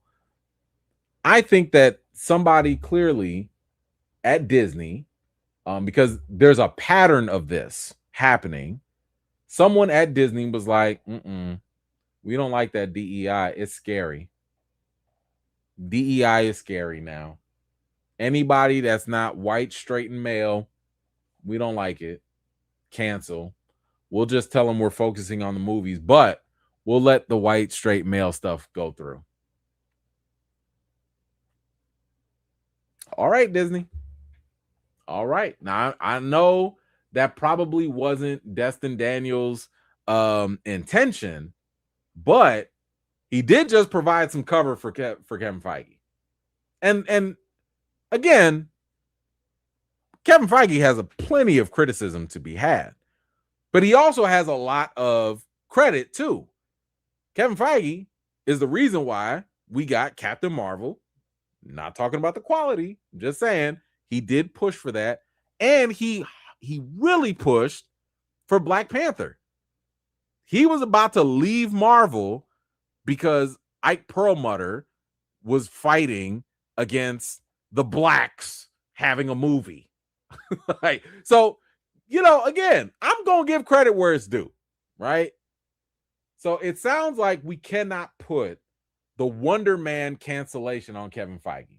It sounds like we could definitely put that on whoever the higher ups are over at Disney, because again, they have a track record of, whether it's Ike Perlmutter, whether it's like all these other people that try to fire James Gunn, whether, they have a bad track record. And something tells me that they're not the most diverse the higher up you go. Something tells me. I don't know, but I just have that feeling, and I would not be surprised. So if you are wondering what happened with Wonder Man and what the drama was, guess what? It was not because of Kevin Feige, apparently. So it is what it is. But you guys let me know, what did you think about these new revelations when it comes to Wonder Man and the cancellation? Let me know your thoughts in the comments down below. All right. I don't want to talk about that. Wait. There it is.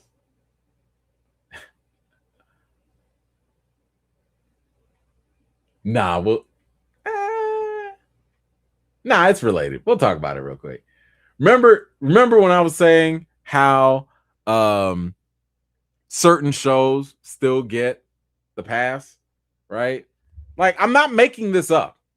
When I sit here and say the black minority and the female projects get cut, but the white straight males don't, I mean, I'm not making this up.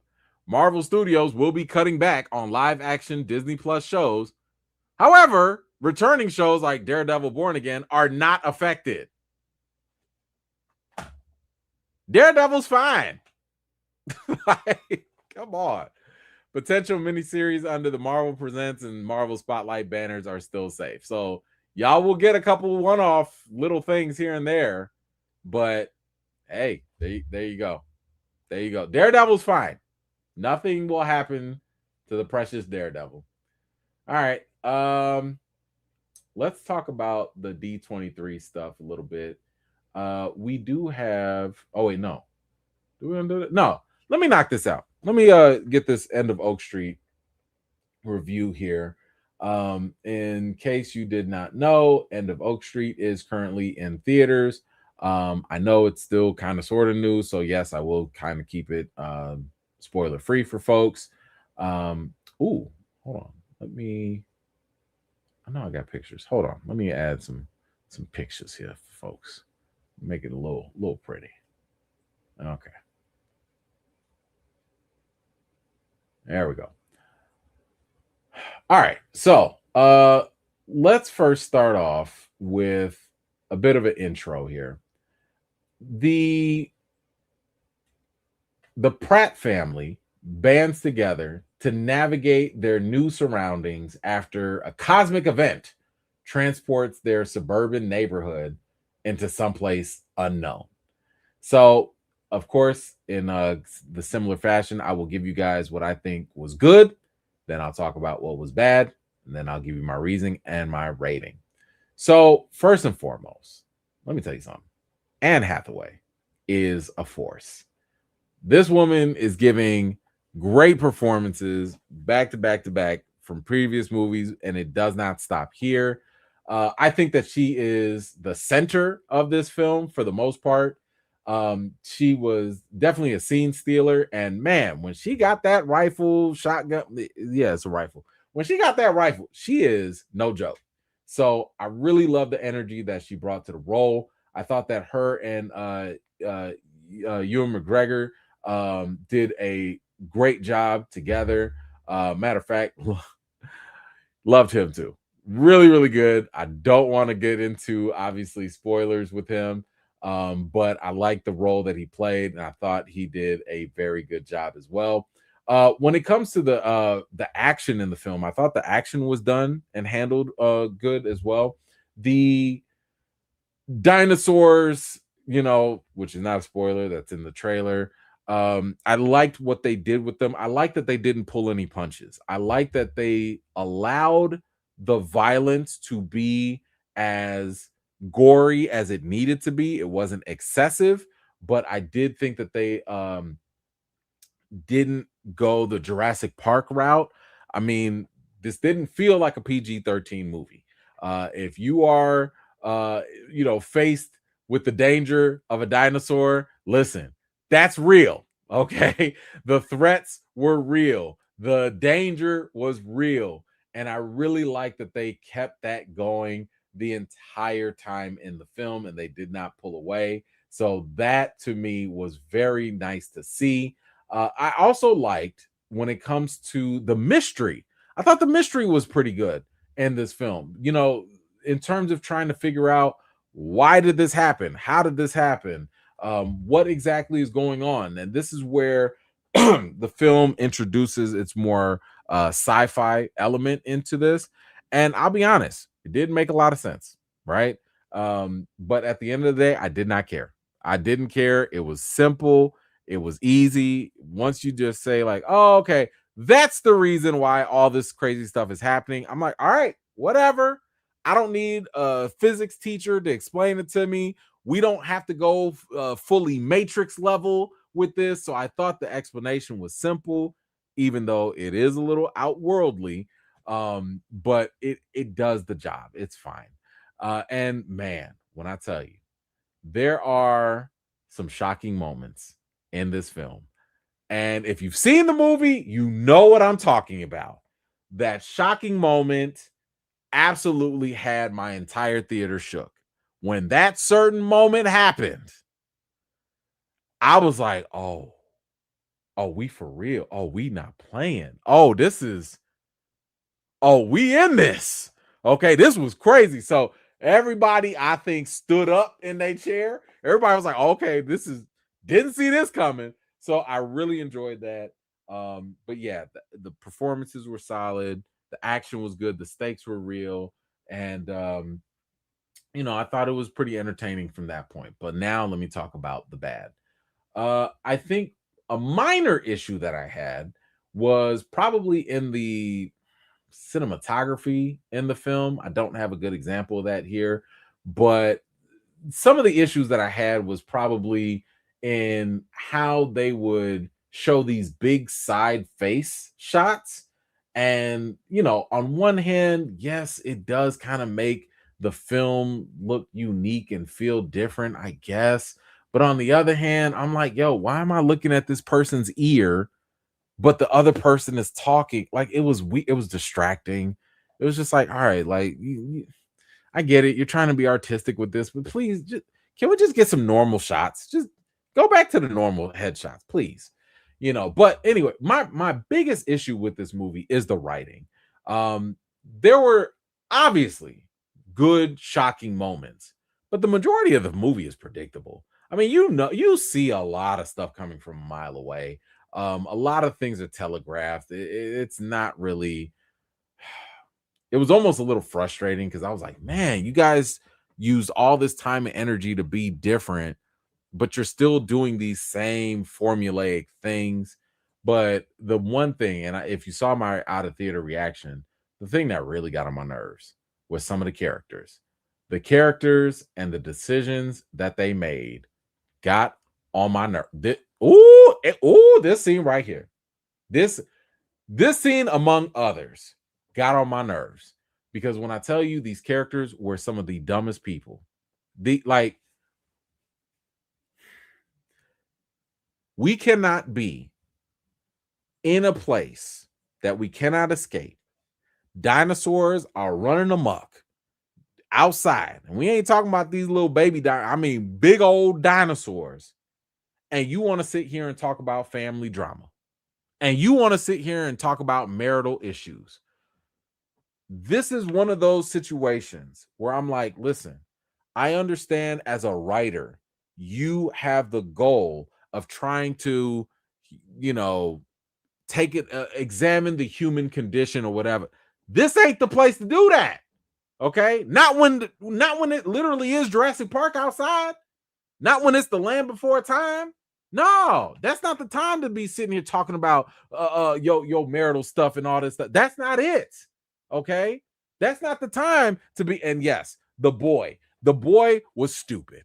Okay, where's he at? The little boy was stupid. You too old to be that dumb. Okay, now it'd be different if maybe y'all made him a little bit younger. Maybe I can understand that, but y'all made that boy stupid. I did not care what happened to this little boy. If he died, he died. Okay, if he was gonna make it, he was gonna make it. If he didn't, he wasn't. The problem I have with those things is that when you write characters and you forsake the situation and the gravity and the sense of urgency, it takes me out of it. It completely takes me out the movie because I'm sitting here thinking like, y'all sitting here complaining about this personal issue or this, issue from the past. There's a dinosaur right outside your window right now. Can you talk about how you gonna survive? Can you talk about how don't nobody should be going outside? Can you talk about how, hey y'all, we got new ground rules, we gonna do this and not that, and because we want to live the next day? But y'all want to talk about this dumb human stuff? It's stupid. So the writing to me took me out of it. It was bad. It was not good for that reason. Now let me get to the reason.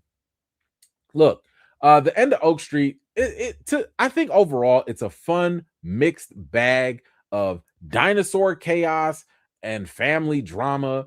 This is not Jurassic Park in the suburbs, but it did offer something a little bit more original, I think, while still being familiar enough. You have a nice little blend of comedy, drama, action, violence, and a little bit of horror. And unfortunately, yes, you do have that other mixture of just not the best of writing. Anne Hathaway is definitely making a case, whether it's this movie or her others for this year. She's definitely making an awards case. She's owning this year. But when it comes to the rating for the end of Oak Street, I think I'd probably give it a 6.5 out of 10.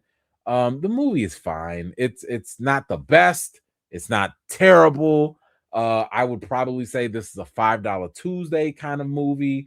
This is a matinee movie. If you want to wait to watch it on streaming, you'll probably have a better time with it at that point. But this is not something like, it's not Weapons. I know some people were saying They thought this would be Weapons was amazing. Weapons was a great movie. I can't put this on the same level.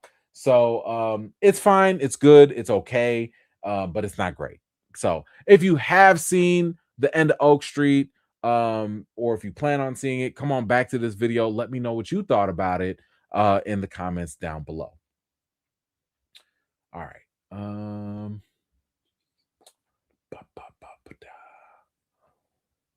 Ooh. Ha! B, what you got? If Coogler called me and asked for advice for Black Panther 3, what do you say? In my opinion, don't call him Toussaint, and be badass from the start. Don't let us doubt him. So, I mean, the problem is the advice I would have given him from the jump is you need to get a variant T'Challa. Take a T'Challa that already has the history, that already has the connection. You're already in the multiverse. This would be a great time to just kind of make up for the bad hand that you were dealt with the passing of Chadwick Boseman. That would have been my advice right there. Now, if you're asking for my advice after they already doubled down and they made the announcement that they're going to do the whole Toussaint thing and T'Challa Jr., whatever, if this is what we're stuck with, then I would just say you need to make up for what we didn't get a chance to get with Chadwick Boseman's T'Challa.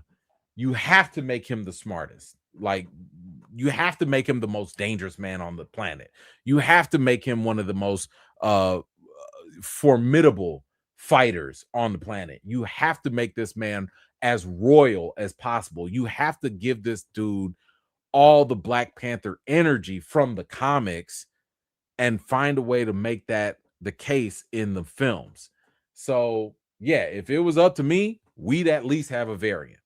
If we're stuck with this, you got to make him the baddest man on the planet. Like, that's just, you got to do that. I'm not here for the little kitty stuff. I'm not here for that. Like, you got to make T'Challa Jr. a problem in the MCU the way he's a problem in the comics. So that would be my advice. But you know, again, we're already not even close to a perfect situation anymore. So, you know, let's see. B, what you got? Anti-woke channels had a MCU source fired now though. Oh, okay. Well, oh well. I don't even watch those kind of channels, so you know, it is what it is. Ivy, what you got? I think The End of Oak Street was good. Only an hour and 40 minutes long, and it did a good job of tugging and covering many emotions. Not a 10 out of 10, but worth a watch. I think that's a fair assessment. I agree. I'm with you on that. You know, listen, like, I didn't leave the theater. I was mad at the characters. That boy got on my nerves. That boy was stupid. Oh my gosh, he got on my nerves. But yeah, definitely was. I think it's worth watching. It's all right. Okay, so we have a trailer from D23 of Vision Quest, and I didn't get a chance to see it, so I wanted to watch it with you guys. And I believe this is coming out October 14th. So let's see what this is. Can I pull it up?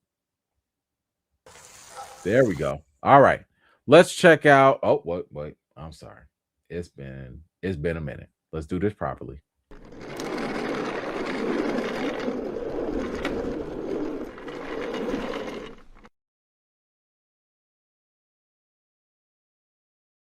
All right. Now, let's check out this Vision Quest trailer and see what this is all about. Before you started working here, I remember when you'd come in all the time with that redhead. I was a different person back then. How about now? Anyone waiting for you tonight? You a human now? No. Home is just me. It's like I'm losing my mind. am I? I was an Avenger, but I'm not a hero anymore. I have his face, but not his virtue. All I have is his name. Welcome home, Vision. This house is getting crowded, Vision. Ultron! Human avatars only. What? Sir, I cannot overstate the dangers of keeping him around. Yes, but he is Dad? Papa? Peepaw? I'm a stranger to myself. That family wasn't real. You sure about that? Yeah, Ultron in this now. A machine called Vision. Muzzle tough. It's a boy. How is this possible?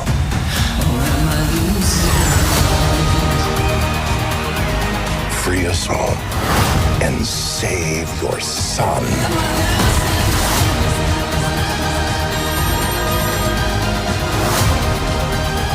I wish to understand my purpose. With a genocidal maniac inside your head.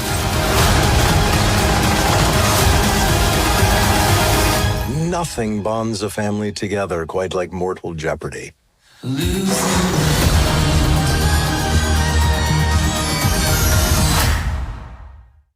Okay. So, you know what? First of all, I'm a fan of James Spader. So the fact that y'all bringing him back, I like that. I do think it's a little weird that everyone has to have human form. I feel it's a little lazy, but whatever. I'm getting WandaVision vibes again. Now, I know they said that this was like a continuation of the trilogy. So I'm like, okay.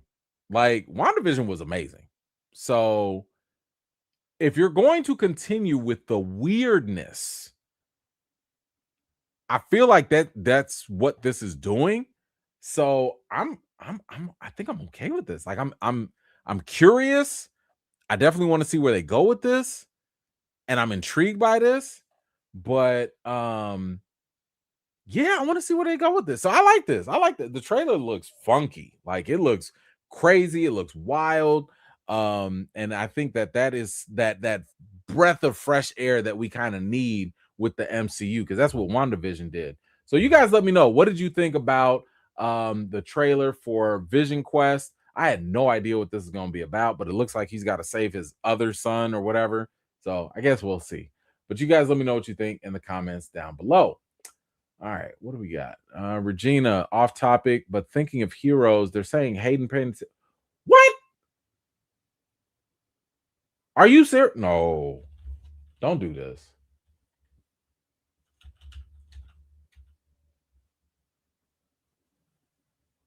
Oh, no.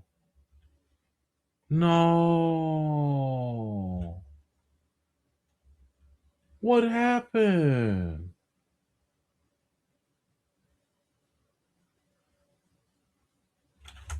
Are you serious?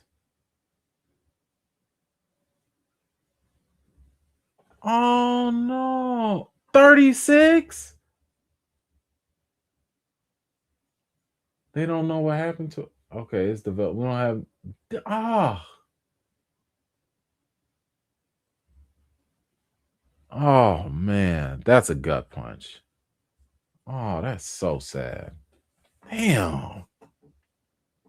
I liked Hayden. She was cool. At least on Heroes. I don't know if I saw her in a lot of. Dang, that's so young. Oh, rest in peace. Like, condolences to the family, friends. Oh, that sucks. Man. Oof. I don't want to follow that up. All right. Damn, that sucks. All right, let's I think there's a we could do another trailer. I do have the I think there's another Avengers trailer. Okay. Let's do that. Let's get our mind off. Jeez, it's terrible. All right. So at D23, they did release another Avengers trailer, and I think this is the actual full trailer because the first time we got the teaser, which, if I'm being honest, the teaser it wasn't getting the people going, right? It was just, it felt like the greatest hits of Avengers. But I heard that this trailer is a little better. I have not seen it yet, so I wanted to wait and watch it with you guys. But people are saying that this is a better trailer. I usually do not watch more than the teaser or the first trailer, but I've heard that it doesn't give too much away. So I'll go ahead and watch it here with you guys. I got it locked and loaded. All right, so let's check this out. This is the new trailer for Avengers Doomsday. Victor was always the smartest guy in every room. He used to be different.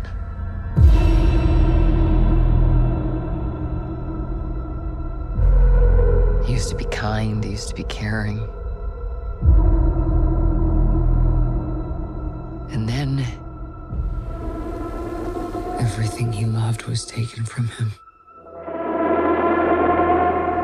I knew he was lost, but I did not realize that he was broken.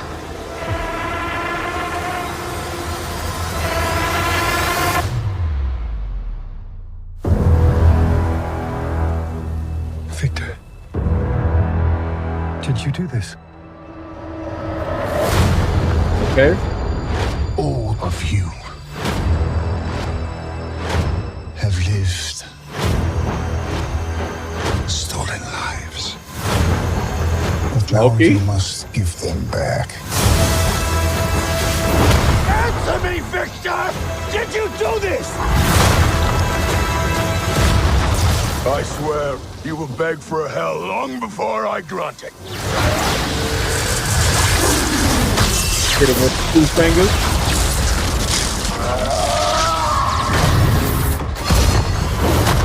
Hell answers to me. Oh, with the fingers? I am Doom.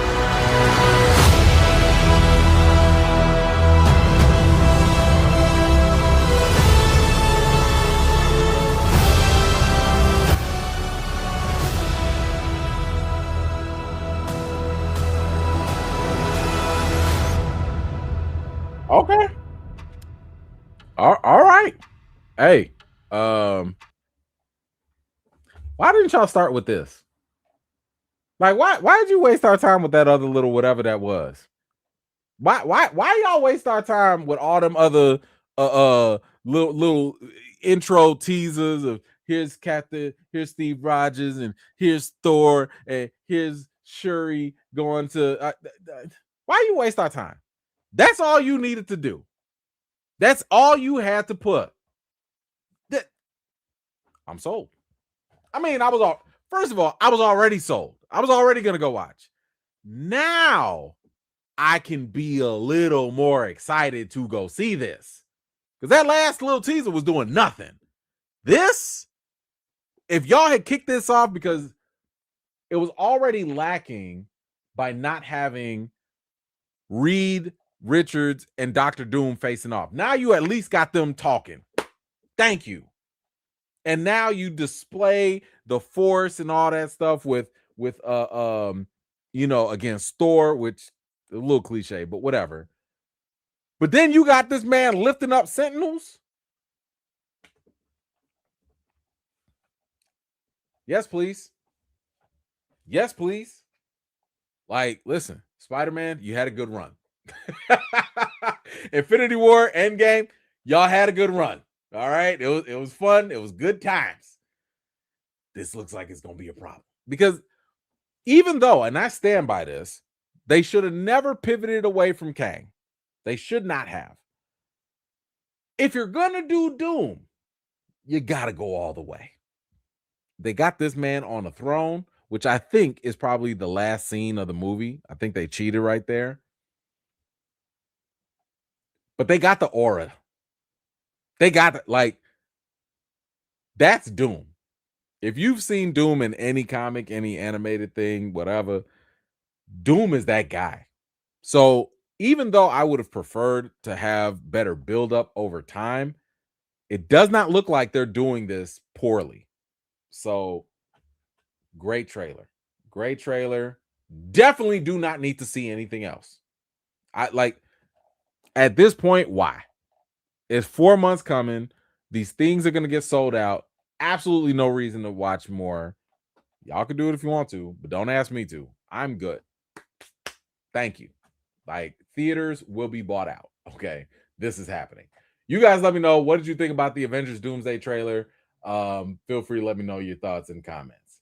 Natalie, oh my God, I just rewatched Remember the Titans. Oh, that classic movie. That's a classic good movie. Shout out to Denzel. Great. Ray, what you got? Just finished episode 1 of Lanterns. A+. Very surprised. Okay.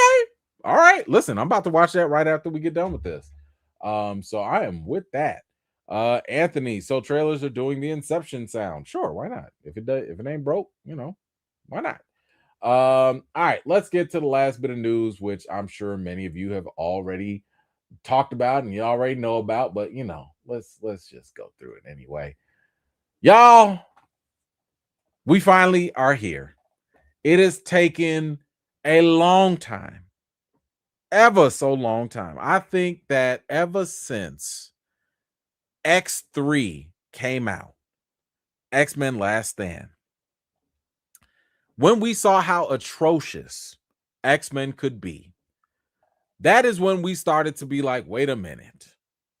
And then Fox continued. Fox continued to give us terrible X-Men movies. Now, once in a blue moon, they'd give us actually a decent movie. They'd give us a Days of Future Past. They'd give us a First Class, right? But every time they'd give it, listen, you need about 3, 4, 5 good solid movies in between 1 or 2 bad ones. Nah, Fox was like, every other movie is gonna be good or straight up trash. We got X-Men Origins. Why? Wolverine. Ugh. What was that? X-Men Apocalypse. Waste. Y'all didn't even know what to do with Apocalypse. You tried to do the Gene Phoenix thing, and how many times are we about to do this Gene Phoenix story? Please stop. We don't need it. And for decades, we've been sitting here saying, please sell the X-Men to Marvel so Marvel can do it. Y'all, fast forward. What has been 11 years? I don't know. It's been a long time. 84 years. Fast forward. We are finally here.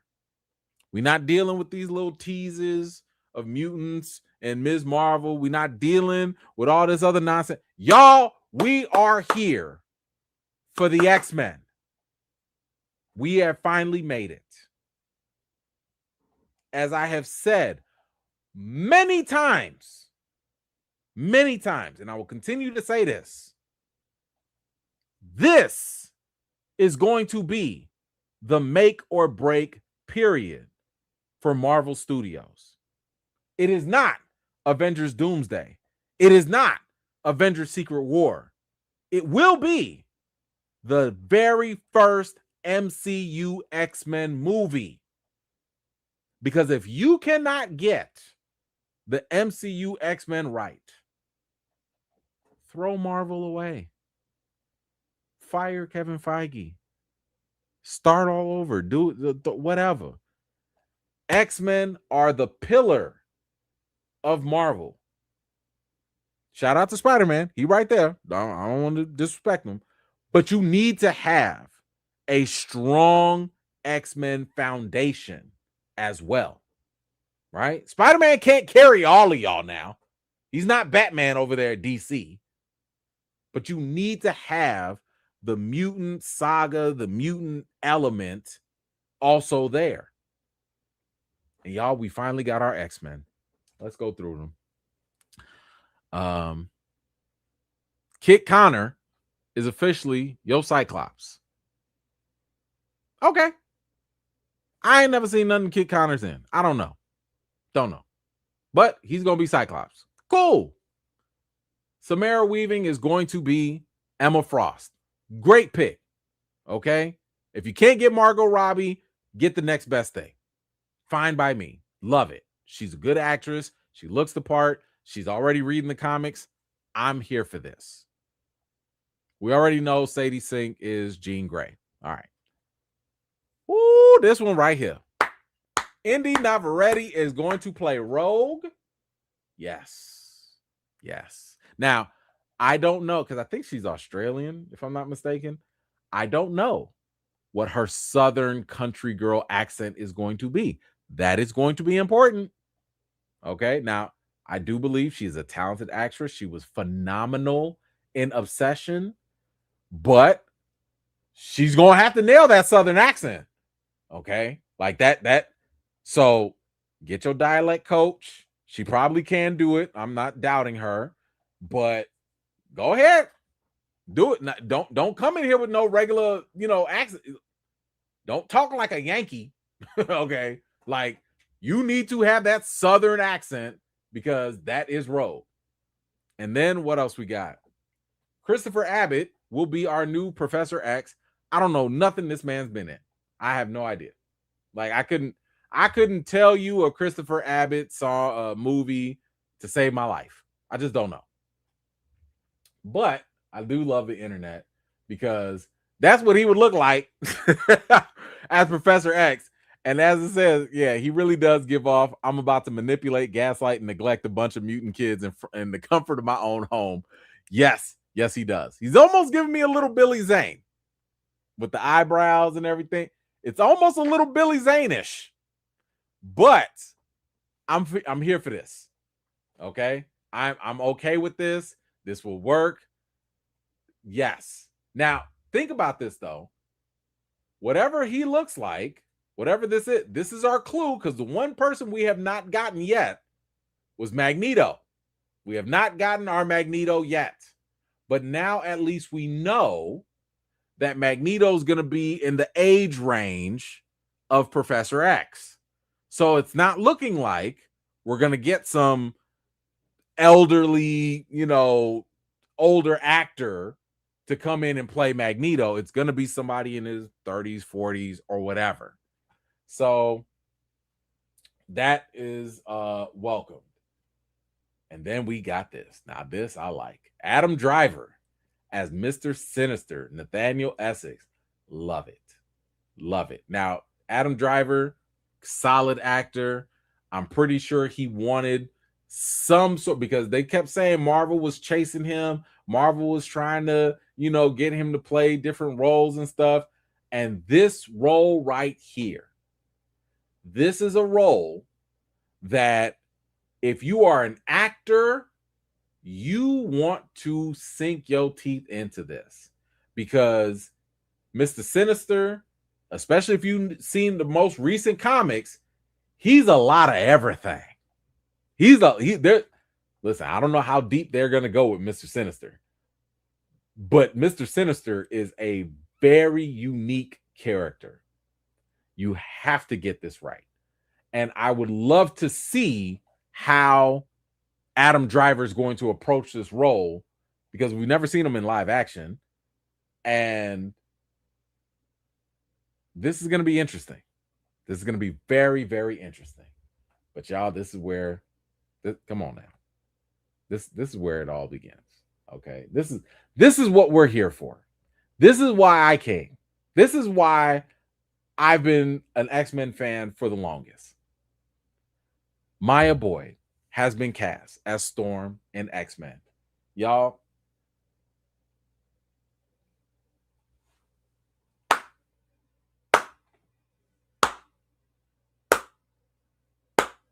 let me tell you something. How many times have we asked, we just want a dark-skinned Storm? This sister is as dark as they come, and that's fine by me. How many times have we said, yo, Can we just get an unknown actor, someone that we don't know? All she's done is Broadway. You know who also only did Broadway before they did movies? Hugh Jackman. Look at him. Just fine. As a young lady, beautiful, right? And she can act. If you could, first of all, if you are on Broadway, if you could do stage theater acting, you can act. Okay? Doing a movie is easier than doing live acting on stage. I think even actors would say that as well. And what'd she say? Look at that. Come on now. Come on now. What'd she say here? It's an honor to be your Storm. Come on now. Come on. This is our Storm. Thank you. Thank you. Thank you. Listen, y'all, I have a lot of criticisms for Marvel over the years. But one of the criticisms that I do not have, and the credit that I do have to give them, is that they usually don't miss with casting. We might have issues with the stories that they tell or how they tell the stories, but the casting is usually pretty good. So, listen, I'm pretty sure this theater trained actor can get an African accent down. I'm pretty sure she is not going to have a problem bringing the aura that a lot of people like to talk about when it comes to these things. I'm pretty sure she's the right height for this as well. She is going to do Storm justice. I believe in her. I'm happy for her. I'm excited to see her. I'm excited for my daughters to see her. I'm excited for my daughters to see Storm on the big screen so that they can see the African goddess that we know she is supposed to be from the comics and the cartoon on the big screen. I'm excited for the fact that now that she's going to get on the big screen, we will see even more of her in other areas. So listen, I'm liking this. I'm loving this pick right now. Again, I've never seen her act. I'm just gonna trust the process, and I'm here for this. This is what I wanted. Now, yes, I would have preferred Jamie Lawson, but I'm not gonna sit here and be like, "Oh man, my fan pick didn't come true, so therefore this has got to be bad." That's dumb. Don't be that person. Okay, we got a non-big name who can act. And I've always said that's got to be the first thing, who is easy on the eyes, and it's a dark sister. Come on now. Come on now. There should be no room for complaining with this. Okay? This is like, I'm serious. If we're at the point where we're complaining, that's exactly why we can't have nice things. Okay? So let's be happy with this. I'm good with it. I love it. I'm here for it. Let's go. Okay? So you guys let me know, what do you think about your brand new Storm and the rest of the X-Men, whatever, the other ones, what do you think about it? Let me know your thoughts in the comments down below. Now, I don't know this for sure, but I did hear a rumor saying that the new X-Men movie is not going to feature Wolverine. If that's true, thank you. We don't need him. It's okay. We've had Hugh Jackman forced in front of us for years. He did amazing. He's legendary. Wolverine, and I've said this from the very beginning, even from the cartoons and in the comics, Wolverine has always been great in small doses as a supporting character. Making him the main character all the time feels forced, inauthentic, and it's not good. Hollywood cannot tell the difference. Hollywood says, "Oh, y'all like that? Here's more." No. Sometimes you just need it. I've never had it, but I would assume caviar, right? Something tells me that caviar probably is good if you have it like on your little cracker and you eat it or something. That's fine. Don't nobody want to get a big old bowl of caviar and just eat the whole thing. Okay, it kind of loses its oomph at that point. So if y'all not gonna bring Wolverine in, great. First of all, y'all should recast. I've been saying y'all need to recast Wolverine. I know you love Hugh Jackman, and I love him too. He's great. Y'all need to recast. But no Wolverine, no problem. We already have the seeds that adamantium is in the MCU anyway, so that's not going to be an issue. But yeah, I love the fact that you're actually going to focus on the team element of the X-Men, because that's pretty much the core of it anyway. And then we can go ahead and expand from there. So anyway, I like where we're going so far. I'm down with this. I think the future looks bright. Hopefully they nail it with this X-Men, because like I said, if this X-Men movie is terrible, the future of Marvel is bleak. But anyway, you guys let me know all your thoughts in the comments down below. All right. Chris, any chance what we're seeing for the Doom trailers are just the first 10 to 15 minutes? I hope so. Something tells me that when we see Doom raising up those Sentinels, it looks like he's the one that's killing off the X-Men, right? When we saw the whole Cyclops, shooting all the beams in the air and stuff, they're probably fighting Doom, right? So if they're fighting Doom, there's a very good chance that Doom is going to just cause hell in multiple worlds, and that's going to be the beginning of the movie. I think that very first scene where he sits on the throne, I think that's the end of the movie. But yeah, I do think that in the very beginning, we're going to just come right into chaos and all of that. So we'll see where it goes. I think the other problem is that Kevin Feige, at least going off the past interviews, he's not in charge of the trailers. And I don't know if the Russo brothers are either. And that's kind of the other issue, right? So like if it's Disney that's in charge of the trailers, be prepared for a whole bunch of spoilers, because they're terrible at it. And remember, they passed a law where they cannot lie in them trailers no more. Remember, they lied to us talking about the Hulk was going to be in the movie, and the Hulk was not in the movie, right? And then they passed that law saying you can't mislead people no more. So I hope that Disney has learned the lesson. Just give us first of all, we all showing up anyway, right? Yeah, who's not going to go see an Avengers movie? Seriously, who is really like, I don't know if I'm going to watch this movie. I don't know. Like, where? Please. So hopefully it is the first 10 minutes, and that's all they need, Let's see.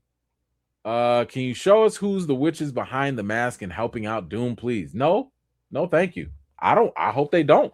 I hope that they don't show us any of that, because that's what the movie's for. For all we know, we can speculate. Maybe I'm thinking one of the witches has to be Scarlet Witch. Maybe it's Agatha. Maybe it's Captain Carter. For all we know, like, we don't know. Let's leave the movie to have surprises, please. Like, let's go into the movie with the excitement and just genuinely be surprised by whatever they give us. Let's do that. We don't need these trailers doing any work. All right. I've told y'all before, the only job of a trailer is to convince you to go see the movie. If you are convinced to go see a movie, you have little to no reason to watch more trailers, because the only thing that's going to happen is your level of excitement will go up, and the expectation for the movie to deliver even more will go up even higher. And that also means the drop of disappointment will be even deeper for you too. So do not set yourself up. Follow my golden rule. Watch the first trailer. If you know you're going to watch the movie, then you don't need to watch nothing else. If you're still on the fence, if you're like, man, I don't know, man, I don't think this is for me, fine. Watch the next one after that. But I try to warn y'all, you don't listen. What are they saying from? knowledge comes at a cost, right? Like, you don't need to know everything. You really don't. Please, I'll be trying to help y'all with your own movie experience. Please watch only the first trailer. Sorry. Anyway, Larry, what you got? Yo, E-Man, I saw Chris Abbott on Broadway recently as Biff in Death of a Salesman. I loved him in the film Professor by Brandon Cronenberg. Got to say hi after he was super nice. Oh, that's cool. And now I realize he knew he was Professor X at the time. That's pretty cool. That is pretty cool, especially if, like, you know, nobody knew this and they happen to be cast already. That's pretty dope. But I'm glad that you got a chance to see him. And if he was good back then on playing on stage, listen, I love theater actors. You know, your boy did a little theater back in the day. Not too much. Little church plays here and there. Maybe one day I'll release that. But there's so much respect for theater and stage acting because that's hard. It's not easy. Man. So yeah, that's really cool. Thank you for that. Just my opinions. Thank you so much. Y'all make sure y'all give them a follow. With X-Men coming, shouldn't we get Inhumans too? Hey man, slow down. Slow down. We're still recovering from the last Inhumans. Let's not go there. Okay. We already messed up with Eternals. Let's not double down with Inhumans too. We don't need this. Let's focus on the X-Men and stay with that. Okay. Please, let's not do this. We don't need to go there. Natalie, what you got? The criticism that she was not dark enough in the global context is a nitpick. She's an unambiguous Black woman with a Broadway background. Yes, I don't even know who's talking about she not dark enough. Like, stop. Okay. As long as you can sit here and say that, yes, this is close enough to the comics, I'm fine with that. Okay. And we already know that the reason why Storm got lighter was because of Hollywood. It wasn't because of the comics. That was a Hollywood thing. After Angela Bassett, they didn't want to pay her enough. And then they went and got Halle Berry. Then they just kept going lighter and lighter. And we already know colorism exists in Hollywood too. So yes, that is absolutely a nitpick. And I will not have it. Y'all not going to besmirch this young lady. She's going to be fine in this role. Okay. Please stop. Let's see. Mambo. Wow. Sunday lot. Yes. I came back from vacation. So I had to, matter of fact, I did a live stream yesterday. I'm gonna see if I can get that replay and post that for y'all too for From. So I'll post that. Oh, I should also let you guys know. Be on the lookout, and I'm editing it right now. In the next couple days, we got a From video coming out. So that will be coming soon for the From League. Listen, we still gonna keep doing this From stuff until season 5. So throughout the year, I'm still gonna drop a couple From things here and there. Mambo, what you got? If X-Men is like X-Men 97 season 2, then no thanks. Man, listen. Seriously. That is my concern. My concern is that X-Men is going to be milquetoast and it'll be just okay. Like, if you tell me X-Men is going to be Thunderbolts, nah. Not to say I won't watch it, but like, you're underperforming. You're underperforming. You need X-Men to be better. Like, I know I gave Kevin Feige a whole bunch of crap about talking about Blade trying to be insanely great. Guess what needs to be insanely great? X-Men. That's what needs to be insanely great. If anything is supposed to have this ridiculous standard of greatness, it's X-Men. Not Blade, X-Men. So, good luck. Good luck. Oh, man. Puma, what you got? Before they recast Wolverine, first recast T'Challa Sr., then Blade. We never needed T-Child. Storm should be anywhere. T'Challa is the true king. Hey, listen. I don't disagree, but this is where we're at. They made their decision. They doubled down. Like, I don't know. You know, it's kind of like, what else do you want to do? You know, they don't want to do that. I don't like it. I disagree, but they don't want to do that. How long are we going to do that when they have made this decision? They've announced it. They're clearly making a movie about it. Shoulda, coulda, woulda. But the other thing to kind of think about too, the MCU is not the comics. Like, we also have to like think about that too. Again, it should be like the comics. It should be in a perfect world, because the comics give you the foundation of things that work and things that don't work. But the MCU has been on a long streak of not being comic accurate. Like, we're literally in a universe where T'Challa doesn't exist anymore because he's dead, and now we're dealing with a kid.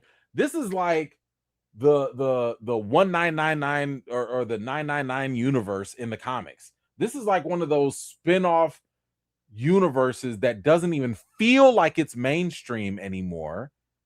And that's what the MCU is. The MCU is like, yo, like, we don't want to be the listen, the MCU does not want to be like the comics. They just don't. Look at what they did with Secret Invasion. That was a joke. That was embarrassing. As great as the Secret Invasion story was in the comics, look at what they did with that. They turned it into a terrible TV show. So, like, yo, all I'm saying is manage y'all expectations, because we know that, yes, the comics would be a much better outline for them, but they're not doing that. They're trying to be their own thing, and it is comic accuracy is out the window. It is just done. So if you're still hoping for comic accuracy from Marvel Studios, yo, the only person you about to be that's going to be disappointed is you. And I say that because I care about how y'all feel and how y'all experience these things. The MCU is not the place for comic accuracy. That's just a reality. It's just a reality. They don't do these things well. So, but thank you, Puma. I appreciate you. I'm with you, but you know, they're doing their own thing, and it's weird.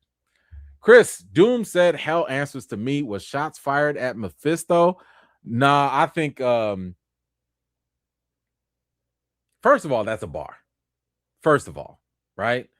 That's a bar in itself, and I don't think Mephisto wants to play around with Doom. Mephisto's not even, he's a problem, but him versus Doom, that's a problem too. He don't want them problems. He does not want that. I don't think so. So, you know, we'll see. All right, Hookem, what you got? Doom is about to run through all of them like a bad barbecue at a family reunion. Yeah, I mean, it's literally called Doomsday, right? Like, so that's gonna happen, and yeah, like Doom's gonna win, right? It's the same thing that happened with Thanos.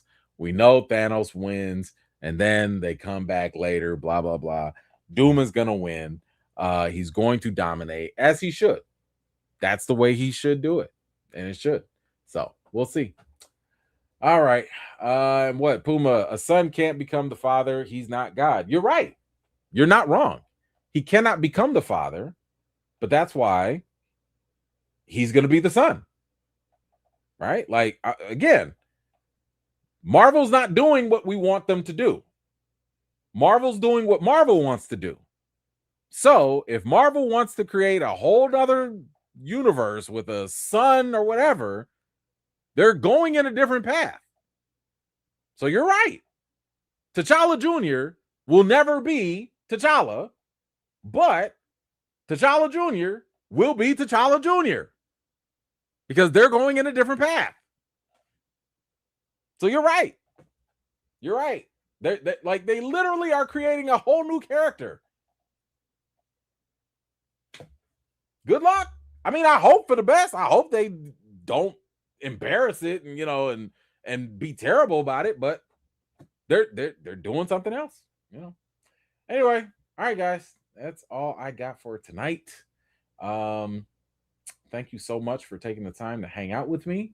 Appreciate it always. Be on the lookout for a upcoming From Theory video. I'll give you a quick little tease for my Fromly out there.